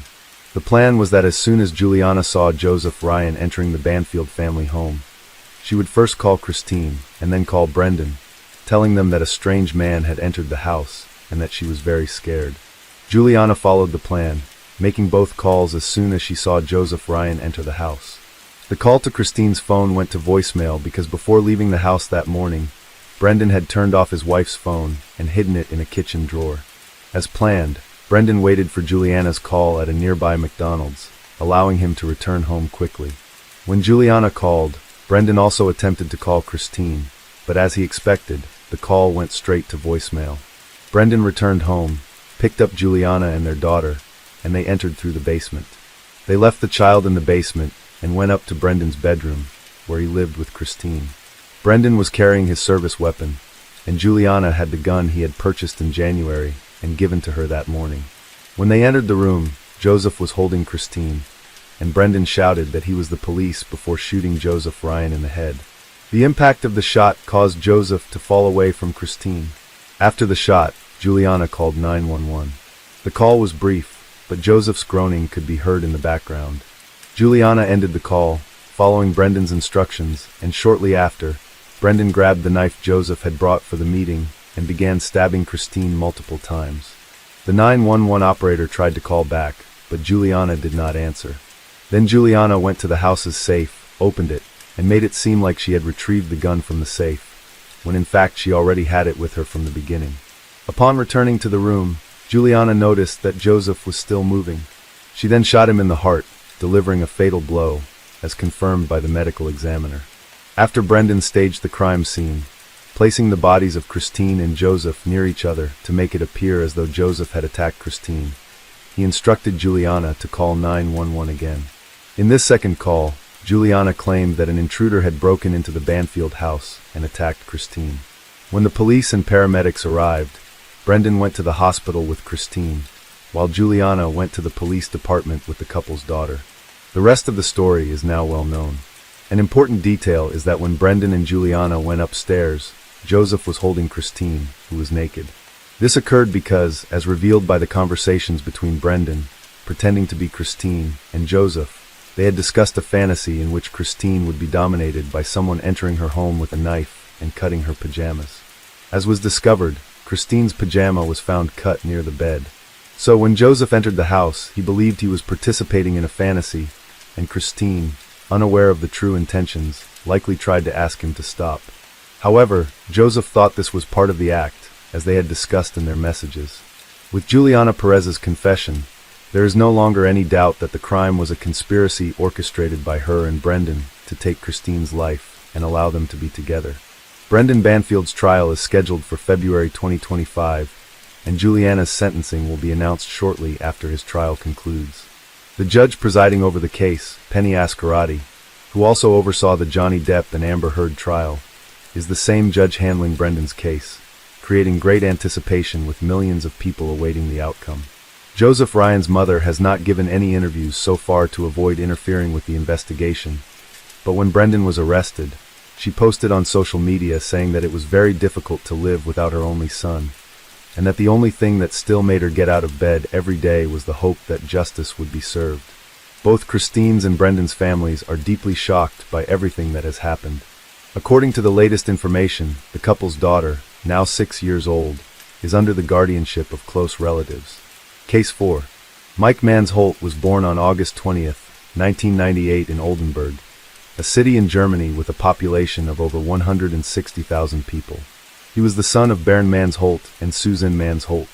Mike's parents were financially stable, which allowed him to have a comfortable childhood. He was described as a very active child who loved adventure. When he was still young, his parents, who were facing some marital issues, decided to get a divorce. After the separation, Mike stayed with his mother. Later, Suzanne, Mike's mother, started a new relationship and had a daughter named Maria. Bernd, Mike's father, also found a new partner and had a son named Daniel. It is said that Mike got along very well with both Maria and Daniel. In fact, he had always wanted siblings to play with so he wouldn't feel lonely, just like most children. From a very young age, Mike developed a passion for traveling. He inherited this from his father, who took him on trips to various places, including Iceland, Scotland, and the Caribbean. They even crossed the Atlantic Ocean on a sailboat, a journey that lasted over 700 days and became an unforgettable adventure for them. Mike's father described him as a kind and polite boy who, despite his adventurous spirit, was a very calm person. In July 2016, Mike decided to take a trip to Malta. This was his first time traveling alone, without his parents, siblings, or even friends. Mike went to Malta to meet his girlfriend, who was taking a language course in the country. Since he was on vacation, he wanted to take the opportunity to spend some time with her. For those who don't know, Malta is an archipelago in the Mediterranean Sea, located 58 miles south of the island of Sicily, Italy. The country has a population of around 500,000 and a territory of 122 square miles. It is a beautiful destination that attracts thousands of tourists every year. Summer is the peak tourist season, as temperatures are considered high by European standards, often reaching around 90 degrees. This makes the country's stunning beaches incredibly crowded, crime rates are very low, and the island is also known as a major tax haven. Some might find it unusual that Mike's parents allowed him to travel alone at just 16 years old. However, according to his family, he had already traveled to almost every corner of the world and had gained a lot of experience. He knew how to handle situations that most people wouldn't, and he was also a very responsible young man. Mike arrived in Malta on July 8, 2016, specifically in Valletta, the country's capital, where he met up with his girlfriend. The two spent the next few days together, enjoying themselves and exploring the country.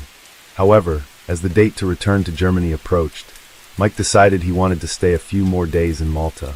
So Mike's girlfriend returned to Germany alone, and he informed his parents that he would stay a bit longer to explore the island.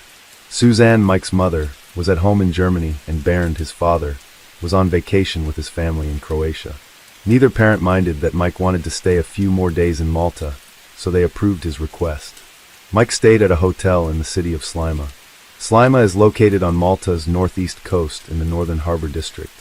It is an important residential and commercial area, as well as a shopping hub with bars, restaurants, and cafes.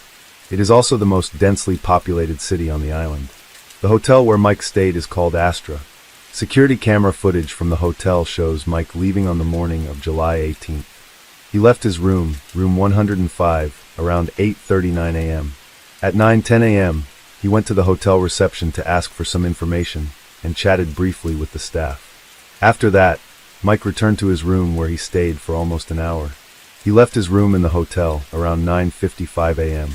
In the hotel security footage, you can see Mike wearing a blue t-shirt, carrying a black backpack over his shoulder, and holding a cell phone. Inside his backpack, Mike had packed a GoPro camera, a portable charger, documents, a credit card, and money. The day was hot and sunny, and Mike wanted to make the most of it. After leaving the hotel, Mike walked to a nearby port where he rented a mountain bike for the day. The bike he rented was a Lombardo in blue and black. At 10:11 a.m., Mike sent a voice message to his father on WhatsApp. In the message, Mike told his father that he had rented a bike and would be cycling around Malta that day, but that the roads were quite steep in some areas, so he would have to walk pushing the bike. He also mentioned that he would send a photo soon, but he never sent the photo, and that was the last time Bernd heard from his son.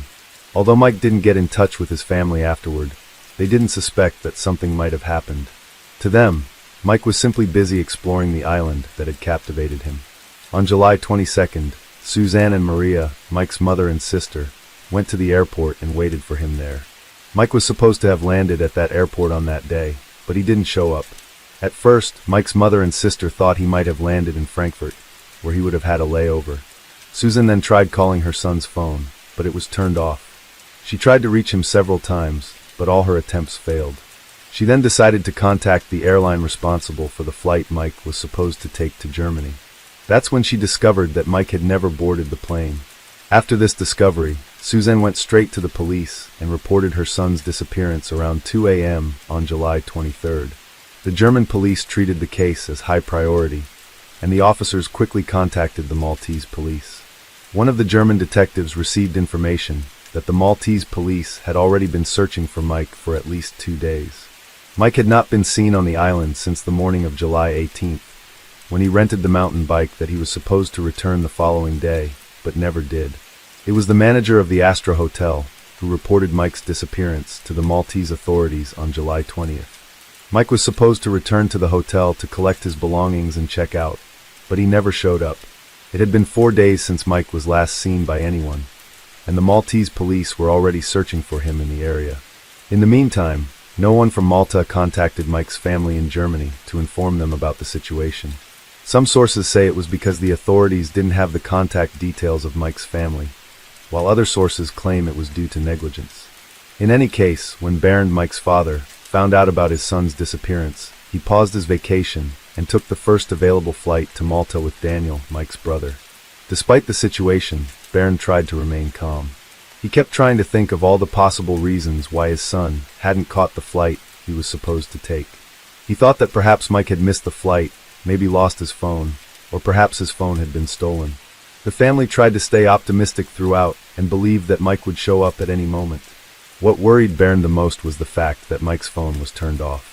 Bernd stayed in constant contact with the Maltese authorities and actively assisted in the search for his son. The police checked all the islands of Malta and looked into whether Mike had taken any local ferry or small aircraft. Thousands of flyers were distributed across various locations in the country, and all tips from informants were followed up on. Mike's mother stayed in Germany, but was kept informed about the progress of the search for her son. On July 24, 2016, Interpol joined the case, and the investigation became international, with Germany and Malta cooperating in the effort to find the boy. On July 26, 8 days after his disappearance, the Maltese police received an anonymous tip about Mike. The source of this tip was never made public, and it is also unknown if the police ever discovered the identity of the person who made the call. The caller said that Mike was in an area with cliffs on the island's west coast. These cliffs, known as Dingley Cliffs, reach a height of approximately 820 feet. The place is quite popular with tourists, as it is the highest point on the island and offers a stunning view of the Mediterranean Sea. These cliffs are located near the catacombs of Rabat, another very popular tourist site on the island. The man who rented the bike to Mike told the police that they had a brief conversation in which the teenager mentioned wanting to visit these catacombs. It was therefore highly likely that Mike passed through this area. A police team with sniffer dogs, firefighters and paramedics was sent to the cliff area to conduct the search. Mike's father and brother quickly made their way to the site, and when they arrived, some journalists were already there waiting to ask them questions. Shortly after, emergency teams and even an ambulance arrived at the location. After a few hours of searching, the sniffer dogs detected something nearby, but the authorities asked Bernd and Daniel to stay back and wait so they wouldn't interfere with the professionals. And soon came the news no one wanted to hear. Mike was found, but he was lifeless. Mike's body was found at the bottom of the cliffs, hidden under some bushes in a rock outcrop. The location was not easy to access and could not be seen from the cliffs. This explained why no one had seen Mike there, despite the area being frequented by many tourists. The bike that Mike had rented was found hanging about 98 feet above his body. It was severely damaged, with a flat tire and the handlebars completely bent. The police removed Mike's body from the site and sent it for an autopsy. The officers also collected some of the victim's items found at the location and sent them for analysis. Mike's sneakers and sunglasses were found near his body. For some reason, he was barefoot. The backpack that Mike had taken from the hotel, containing several of his belongings such as his phone, laptop, GoPro camera, money and credit card, was nowhere to be found. Something strange found near the body was fresh hay, which hadn't yet been affected by the sun. It appeared as though someone had stepped on the hay, and it had detached from the sole of their shoe, leaving it on the ground. It couldn't have been Mike, as he was barefoot and his sneakers were found several feet away from his body. The police spoke with a farmer who owned property near the area where Mike's body was found, asking him if he knew anything about the hay. The farmer simply replied that he knew nothing. Bernd, Mike's father, also spoke with the farmer and asked if he had seen Mike nearby or if he knew where the boy's backpack might be. According to Bernd, the farmer acted strangely, as if he didn't want to cooperate or answer the questions. It seemed like he was uncomfortable and kept insisting that he knew nothing. Bernd was devastated after discovering what had happened to his son, but he tried to stay strong in order to uncover what had truly happened. Daniel was deeply affected by the loss of his brother. They were very close, and they had plans to travel the world together when they grew older, but that would no longer be possible. When Suzanne received the news about her son, she couldn't believe it. It was something she had never imagined. Maria, too, was devastated by the loss of her brother. They had been together their whole lives, and now she would never see him again. Mike's girlfriend, who had already arrived in Germany a few days earlier, was deeply shaken by the news. She had been with him recently and couldn't wait for him to return home, so they could see each other again. The case caused a huge uproar in Malta, as such an event was highly unusual for the island. It also gained significant attention in Germany, as the entire family was from there. During the investigation, many strange things began to happen. Mike used to film and take photos of almost every part of his trip to Malta, so finding his GoPro would have given the police a solid starting point for their investigation. Assuming Mike had filmed his entire journey that day, having the GoPro could have helped solve the case quickly. When Mike's body was found, the police in Malta cataloged and collected 3 items that belonged to him and were found near his body: his pair of sneakers, his sunglasses, and the GoPro case that Mike had been carrying. This case was attached to Mike's belt, but it's unclear whether he had the camera with him or if it was empty, as it mysteriously disappeared during the investigation. When the police were collecting Mike's body, Bernd asked them about the GoPro. The lead investigator allegedly told him that she had seen the GoPro case attached to Mike's belt, and it had been catalogued and collected by the other officers. This same lead investigator was the one who stood guard over Mike's body until everything was collected. One of the first things Bernd did upon arriving in Malta was go to the Astra Hotel, where Mike had stayed. At the hotel, room 105, Mike's room, had already been emptied and cleaned by the staff. All of Mike's belongings in the room were handed over to Bernd, but the GoPro case was not among them. This meant that Mike had likely taken the case with him, and the camera was probably inside the case that had been attached to Mike's belt when his body was found. Baird knew how valuable the GoPro was, as Mike had filmed almost everything, and the footage on the camera could probably shed light on what had happened to him. However, the day after the body and items were collected, all the police officers involved in the investigation denied that there had been a camera case attached to the victim's belt. They claimed that nothing of the sort had been cataloged or collected. Baird found this hard to believe, especially since the lead investigator herself had mentioned seeing the case on Mike's belt.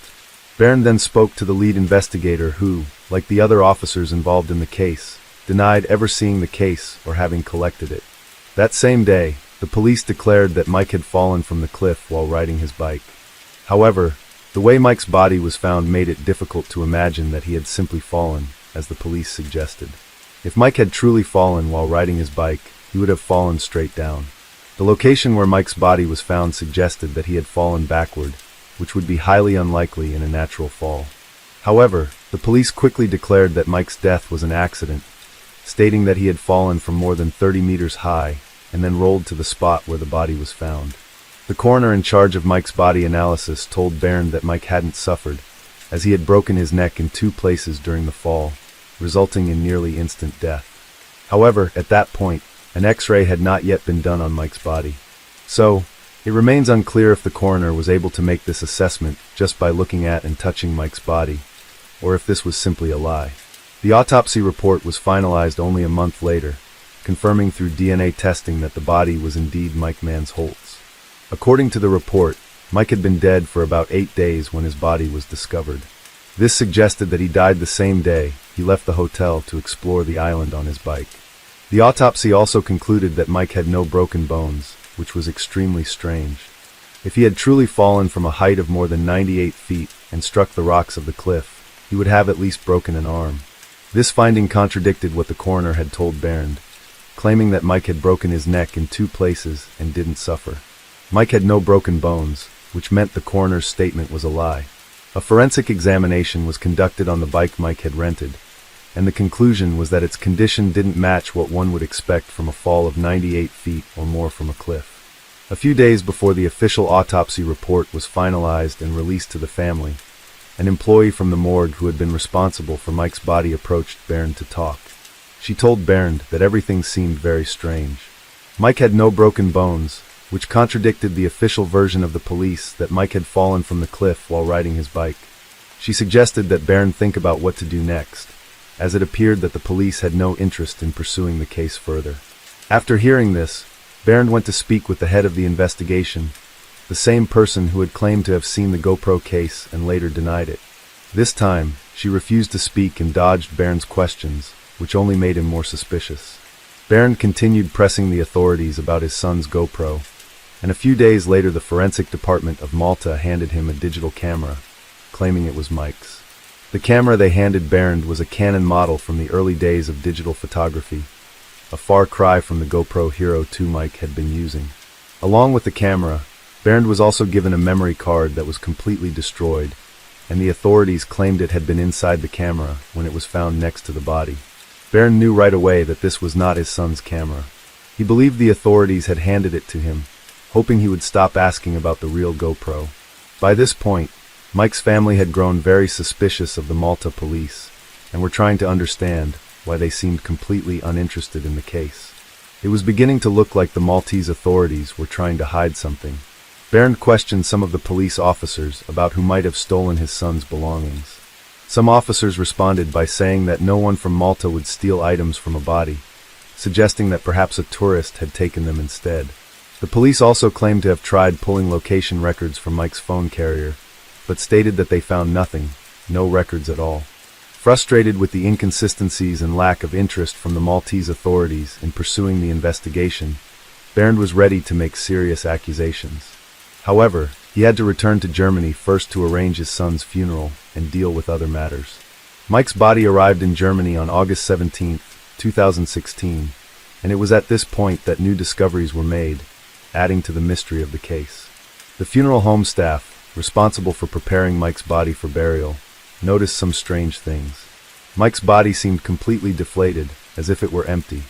Furthermore, he hadn't been embalmed or prepared for burial, which was problematic, as the investigation into his death was still ongoing.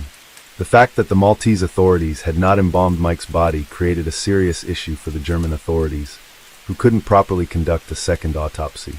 The body smelled of decomposition, not formaldehyde or other preservation chemicals, as it should have.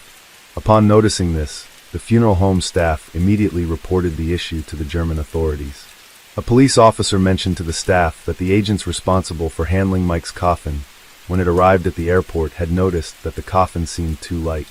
Due to all these suspicions, Mike's body was sent to the Medical University of Hanover for further analysis. There, it was found that the body weighed only 16 kilograms, and upon opening it, it was discovered that all of his organs had been removed. The brain, heart, lungs, liver, pancreas, adrenal glands, right kidney, bladder, prostate, stomach, intestines, and other organs were missing. Only small fragments remained of the left kidney, diaphragm, spleen, and colon. This explained why Mike's body was so deflated and weighed only 35 pounds. It is normal for the main organs to be removed during an autopsy for further investigation. When this happens, the body is filled with other materials such as sawdust or cotton. Alternatively, the organs that were removed are placed back once the autopsy is finished. If the organs are not returned, a report must be made to explain the reason, which was not done here. And of course, the body is never left in a vacuum like Mike's was. Mike's family was shocked when they learned that nearly all of his organs were missing from his body. Bernd even wrote a letter to the authorities in Malta, pleading for them to send his son's organs back so he could bury them with his child. A coroner from Malta responded to Bernd, claiming that Mike's organs had been eaten by animals before his body was found.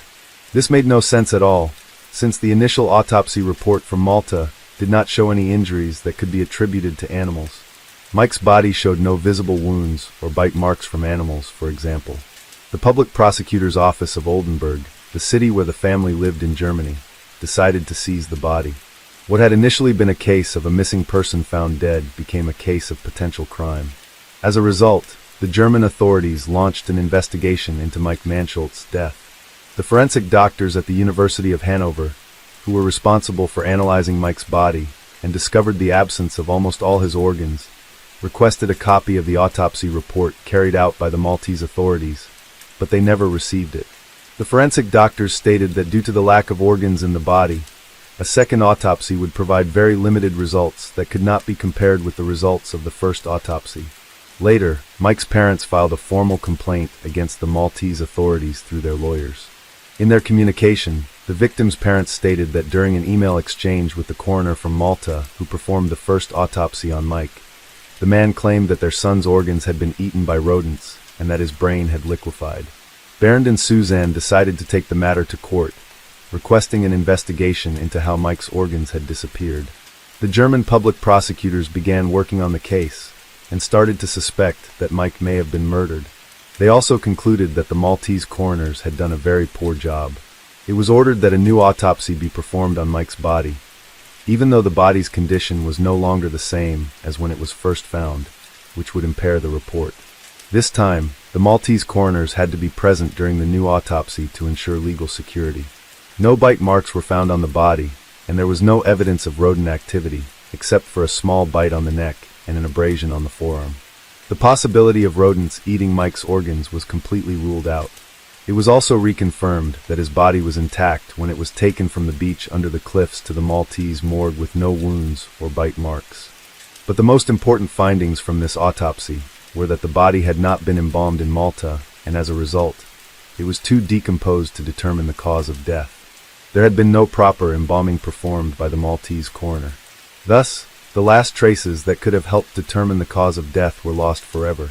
Another significant conclusion from the German authorities was that there was no evidence suggesting that Mike died from the 30-meter fall or more from the cliffs. The Germans also discovered that there were no major wounds found on Mike's skin. He had no broken bones, no broken ribs, no damage to soft tissues, and no bruises. Mike's spine was intact. Internal bleeding couldn't be ruled out or confirmed because there were no organs to investigate. In any case, the German authorities considered this possibility to be low, as internal bleeding would have been accompanied by bruising or external damage, which was not found on Mike. A fall from more than 98 feet was considered virtually impossible, especially since the victim had no broken bones. Due to the advanced state of decomposition, the possibility of murder was not ruled out. Despite these conclusions by the German authorities, the Maltese authorities maintained their version that Mike died in a tragic accident from falling off a cliff. In the first autopsy performed on Mike's body at the beginning of the investigation by the Maltese, 3 people were present, including the country's chief forensic doctor, Professor Mario Seri. He is a highly respected man in Malta, having received several awards for his work. Dr. Mario was present at the site where the body was found and also conducted the autopsy. However, when Bernd and journalists asked for additional information, he refused to provide further details. He only responded to one email from Bernd, stating that the organs were already missing before the autopsy and had been eaten by rodents, and that the brain had dissolved in the sun. He also mentioned that he had shared this information with the head of the investigation in Malta. The German forensic team contradicted Dr. Mario Seri's report, stating in writing that no bite marks were found on Mike's body.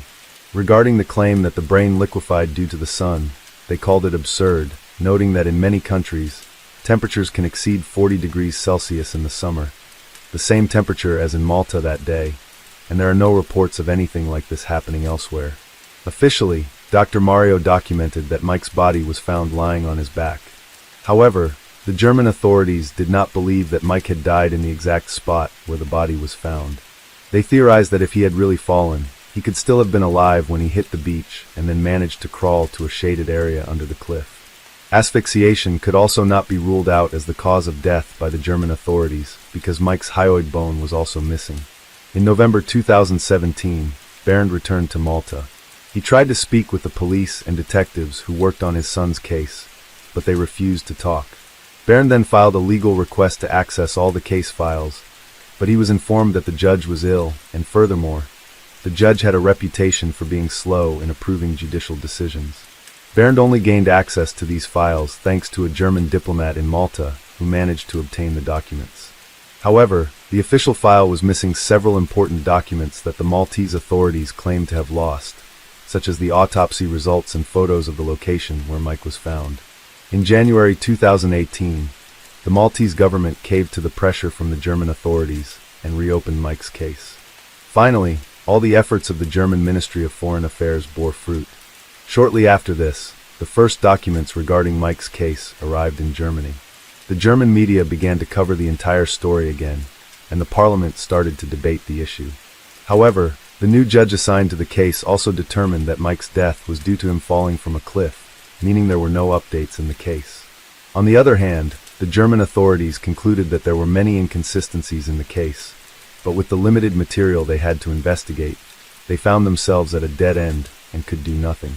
Almost everyone who analyzes this case, full of gaps and with such careless files, from diplomats and investigators to journalists, has doubts about the official verdict of the Maltese authorities.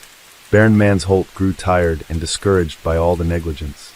He decided to stop pushing for more answers about Mike's death, and now focuses on his family. He believes that we will never know what really happened to his son. A German newspaper that had covered this case from the beginning tried to do a news story about it, but when they contacted the Maltese authorities, they refused to comment on the case. It seems that no one who worked on Mike Mansholt's case is interested in talking about it, as if they were trying to cover it all up. This case is full of mysteries and theories surrounding it.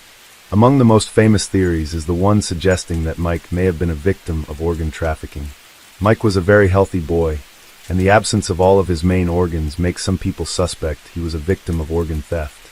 According to this theory, Mike might have been approached by organ traffickers while cycling through a remote area of Malta.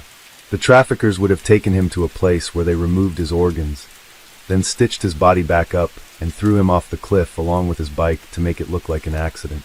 Maltese authorities might have discovered everything but decided to cover it up, as the country heavily relies on tourism, and such an event would undoubtedly scare tourists away, causing significant economic loss.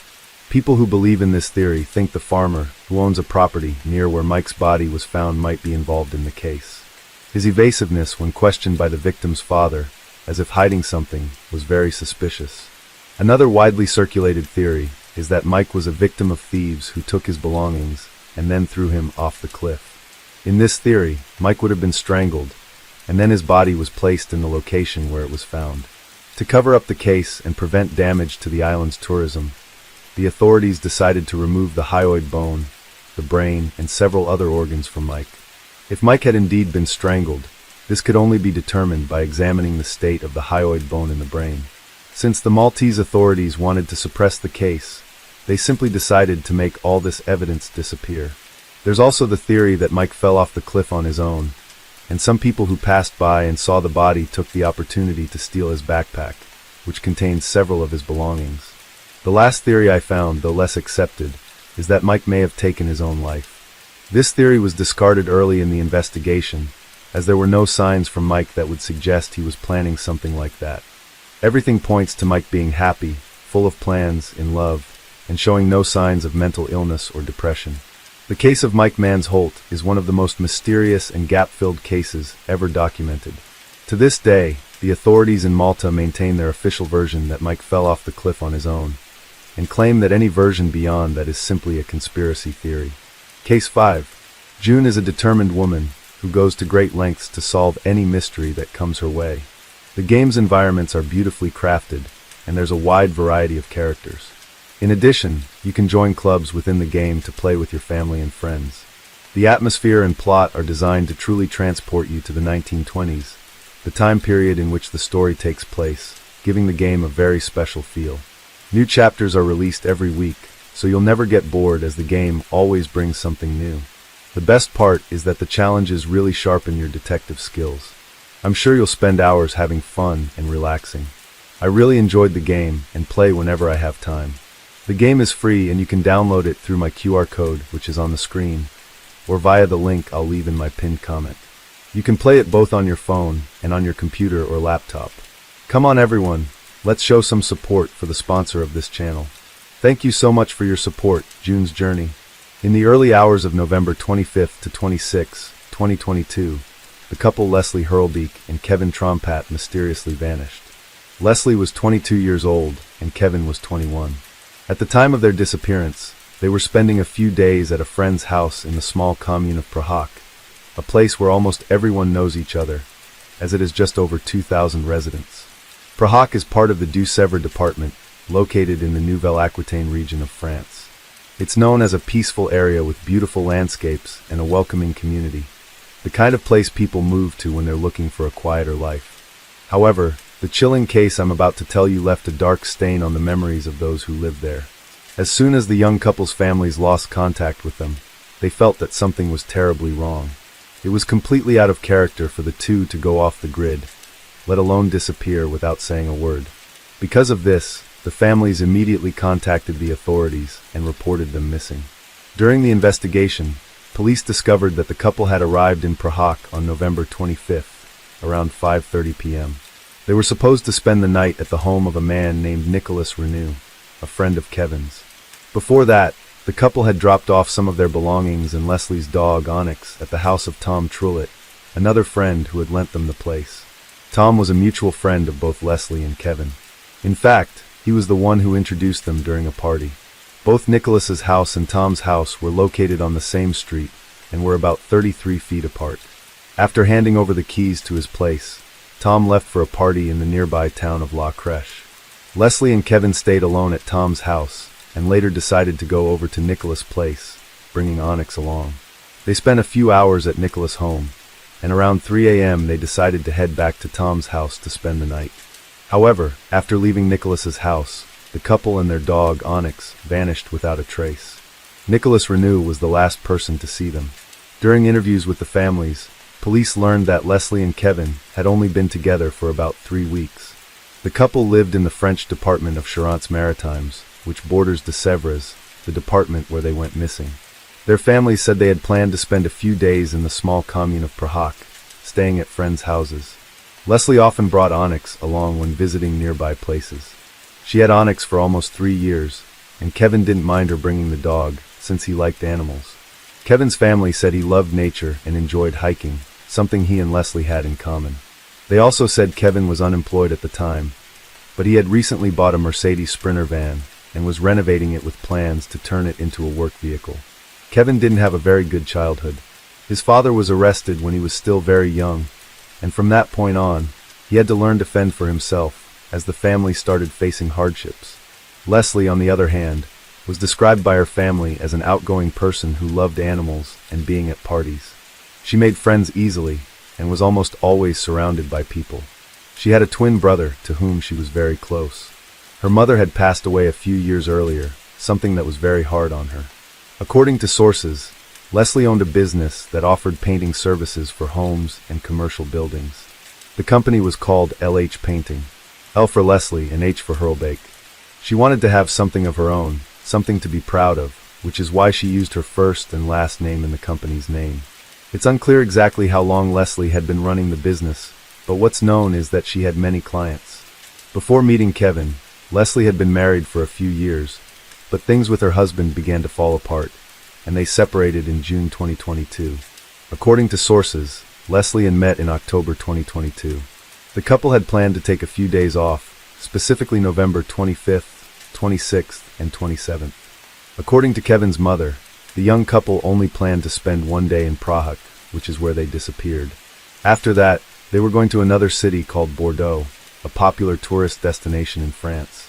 Since Nicholas was the last person to see the couple, he became a person of interest to the police, as he, in theory, could help them solve the disappearance.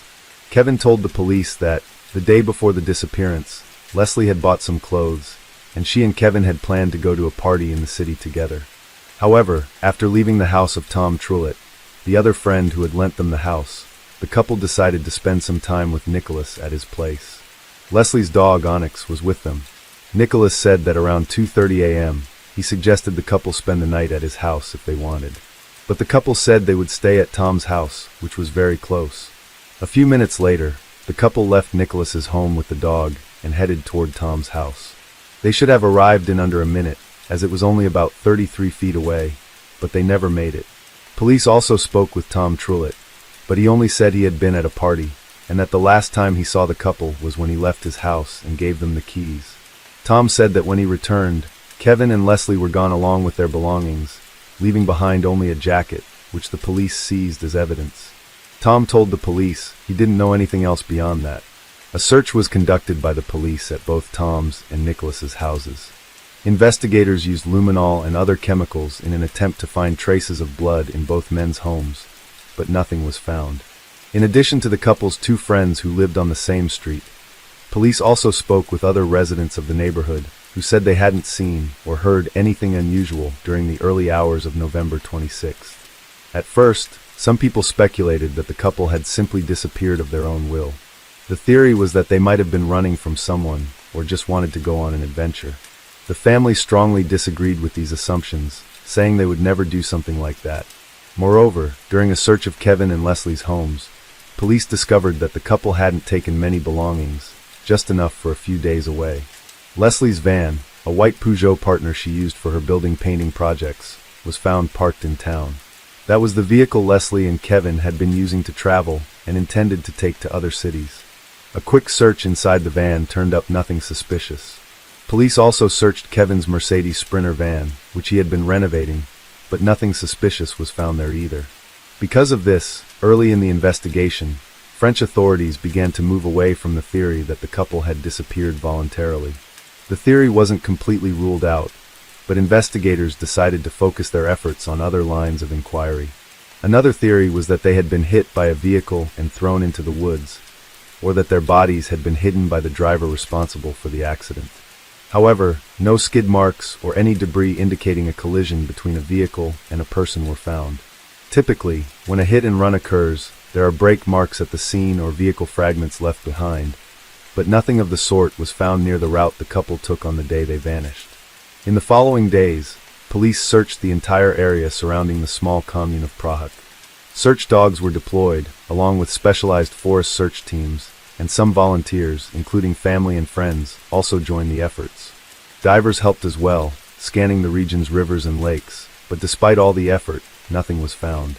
In a conversation with Kevin's stepmother, a woman named Corinne Pratt, authorities learned that Kevin had 10,000 euros with him at the time he disappeared along with his girlfriend and her dog. Corinne told police that she was the one who delivered the money to Kevin while he was staying at a friend's house.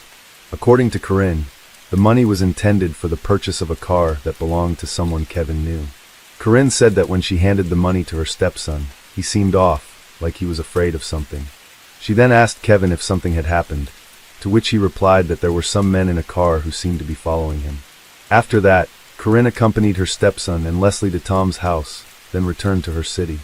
According to her, that was the last she had contact with the young couple. The information about the 10,000 euros Kevin had with him was highly valuable to the police. That money was not found during the authorities' searches of Nicholas and Tom's homes, the couple's two friends. This suggested that the motives behind Kevin and Leslie's disappearance could be linked to the 10,000 euros. During the investigation, police also discovered that Leslie's phone emitted a signal 12 hours after she disappeared.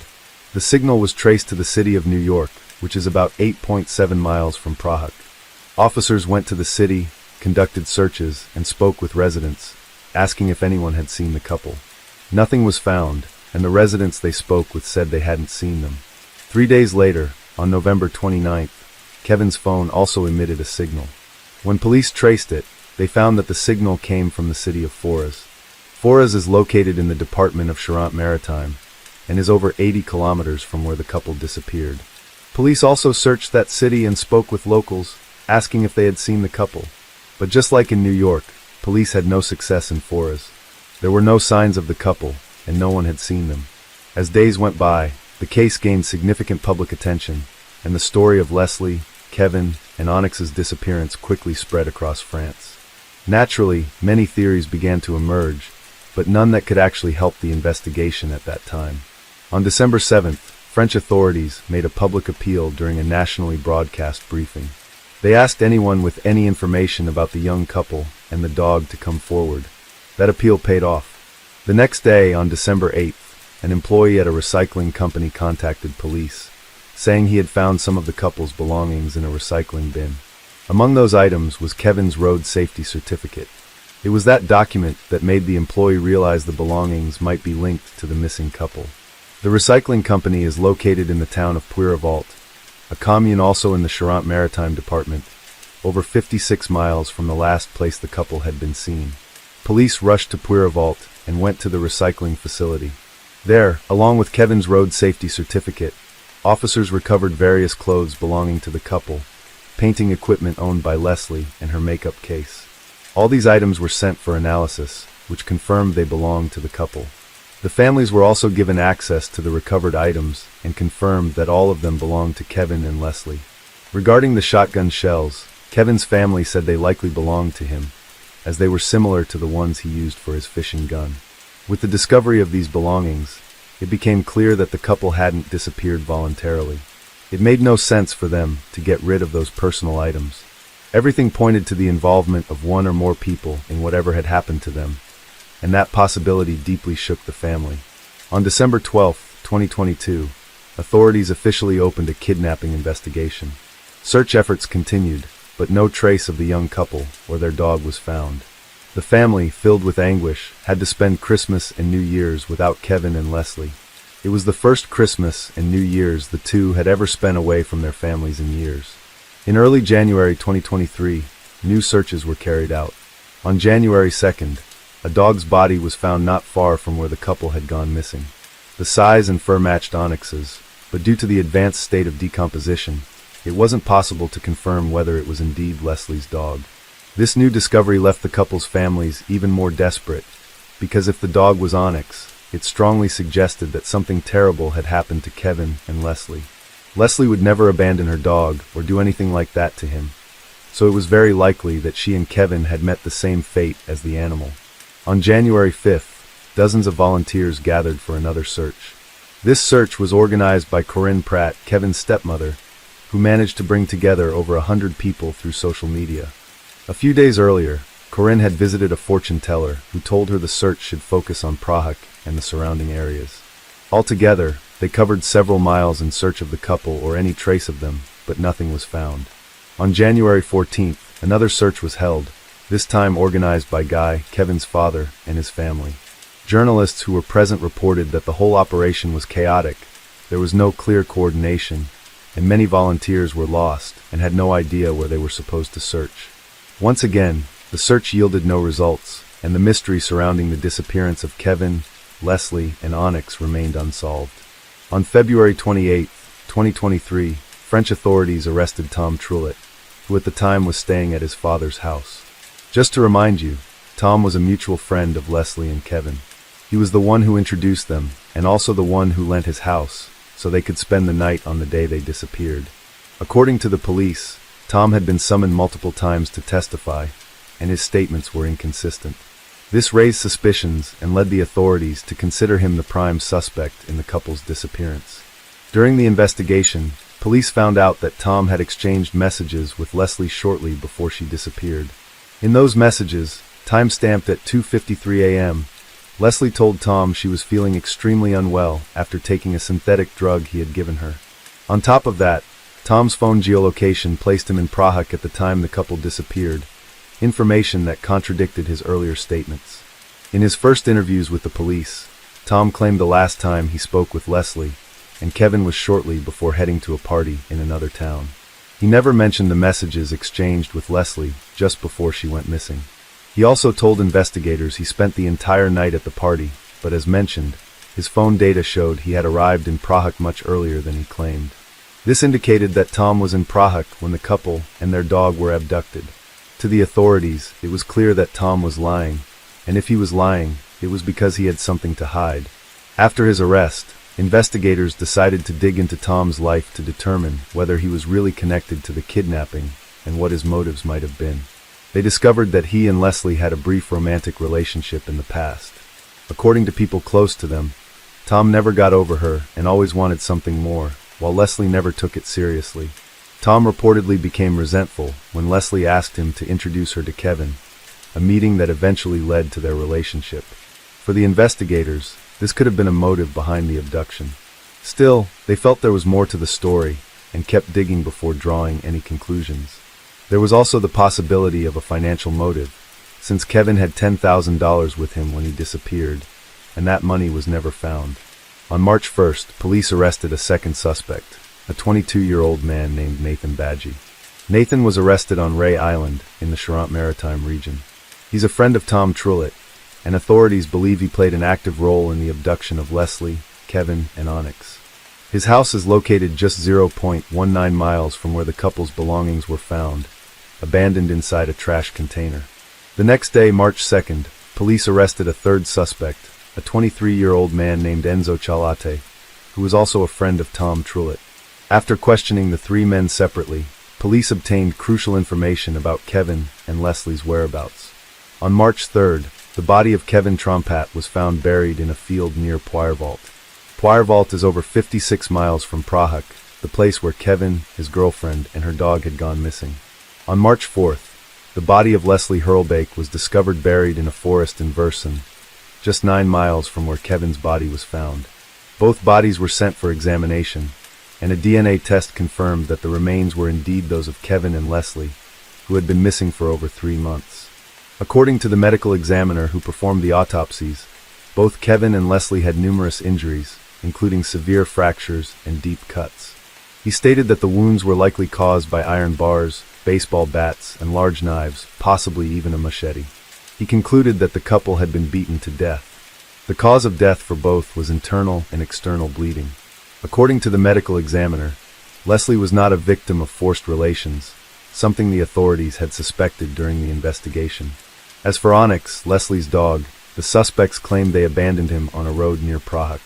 However, police don't believe that version. If it were true, someone likely would have found the dog and reported it by now.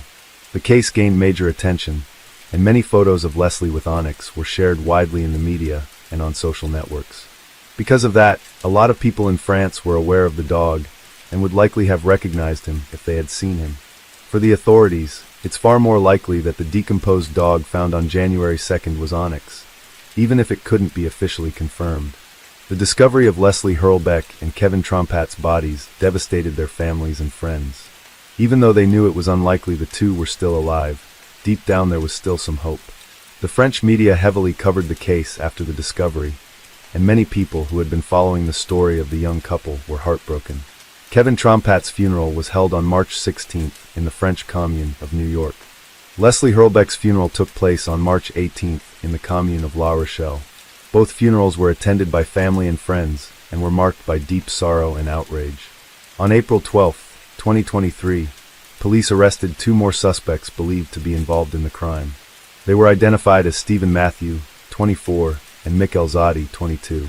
With their arrests, all 5 men were formally charged with kidnapping, murder, and concealment of a corpse.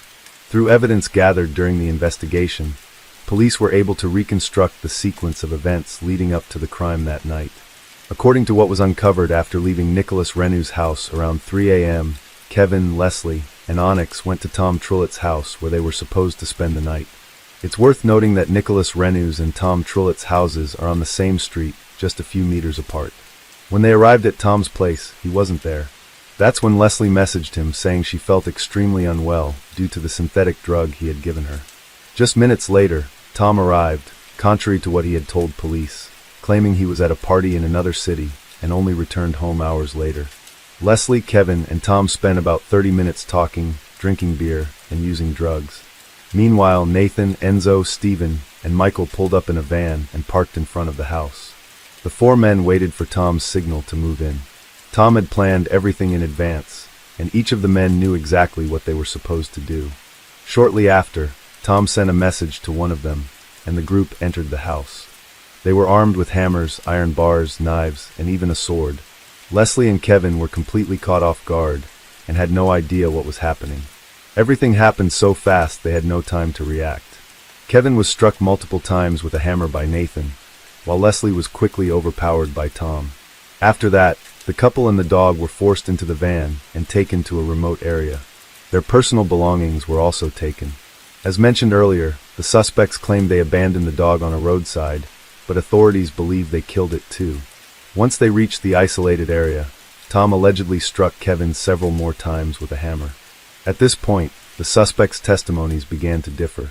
Tom claimed everyone participated in the attack on Kevin, while Enzo, Stephen, and Michael said only Nathan and Tom were responsible. Regardless, Kevin was brutally assaulted and died from the injuries. Then, according to Nathan and Enzo's statements, Tom used the sword to kill Leslie. With both Kevin and Leslie dead, the 5 men went to a field in Poirevalt, where they buried Kevin's body, and then to a forest in Verson, where they buried Leslie. Here, the sources present another contradiction. Some claim that Kevin and Leslie were buried the same day they were killed, while others state that the bodies were hidden in a wooded area near Prague for 2 days before being moved to the burial sites. In that version, the 5 suspects allegedly returned to where the bodies had been hidden and transported them to the forest where they were ultimately buried. Continuing, on the same day of the murders, the group returned to Prague. Tom stayed behind at his house to clean up the crime scene, while Nathan, Enzo, Stephen, and Michael split into 2 teams, one to clean the van and the other to dispose of the victims' belongings. According to the police, the motive behind the crime was a mix of factors. Aside from Tom's resentment toward Leslie, feeling rejected by her, there was also a financial dispute between him and Kevin. In his testimony, Tom claimed Kevin was a drug dealer who owed him over $30,000. He said he was tired of being constantly pressured by Kevin to pay up, so he decided to eliminate him, and in doing so erase the debt. Tom also alleged that some of the other men involved owed Kevin money as well, though he couldn't specify who or how much. When asked about the $10,000 Kevin had with him, Tom said the amount was split among all the perpetrators, and each used their share however they wanted. Kevin's family denied Tom's claim that Kevin was a drug dealer. To them, the accused made up the entire story in an attempt to defame the victims. Guy Trompat, Kevin's father, was released from prison around the same time the investigation into the murder of his son and Leslie was unfolding. He organized a memorial march in honor of the couple, which drew hundreds of people. During the event, he gave a statement saying the 5 men arrested had destroyed both his family and Leslie's, and that he didn't know how he would go on without his son. Guy became deeply depressed after learning what had happened to Kevin. He began relying on medication and lost about 26.5 pounds in a short period. On May 3, 2023, Guy Trompat was arrested for allegedly plotting to have the 5 suspects killed while they were in prison. According to sources, Guy had offered $100,000 to anyone who could eliminate the 5 men behind bars. He denied the accusations, claiming it was a friend of his who devised the plan in an attempt to help him. He went to trial in June 2023, was sentenced to 18 months in prison and was banned from owning firearms for 5 years. Later, however, his conviction was overturned and Guy remains free. Marie-Therese Garcia, a 77-year-old aunt of Kevin, was also arrested after threatening the accused. Marie allegedly posted the following on social media: "The police better catch the bastards before I find out who they are, because if I find them first, I'll bring their body parts to the police in a suitcase." But the threats weren't the only reason for her arrest. Police claimed that Marie had been part of an organized gang of thieves responsible for numerous crimes in the 1980s and 1990s. Among those crimes were robbery, kidnapping, and murder.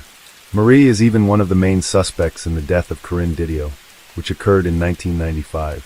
Corinne's body was found dismembered inside a suitcase, exactly how Marie had threatened to deal with the suspects in Leslie and Kevin's case. Marie was detained for a few days and later released after being heard by a judge. On March 18, 2025, Nathan Badgie was released from prison after the court accepted a request from his defense, which pointed to a procedural error. That error involved an email that was sent to the wrong address. The email contained the date of a hearing regarding the renewal of Nathan's detention warrant and was supposed to be sent to his lawyer. Instead, it went to a different address, and the lawyer didn't attend the hearing due to the lack of proper notification. Because of that, the defense argued that Nathan was being held illegally and filed a motion that the court accepted, leading to his release. The families of Kevin and Leslie were outraged by the decision, calling it absurd. Although Nathan was released, he must follow several restrictions imposed by the court, including not leaving the city where he resides. He will remain free while awaiting trial. Currently, Tom, Enzo, Stephen, and Michael are still in custody, awaiting their trials, which, according to sources, are expected to take place later this year.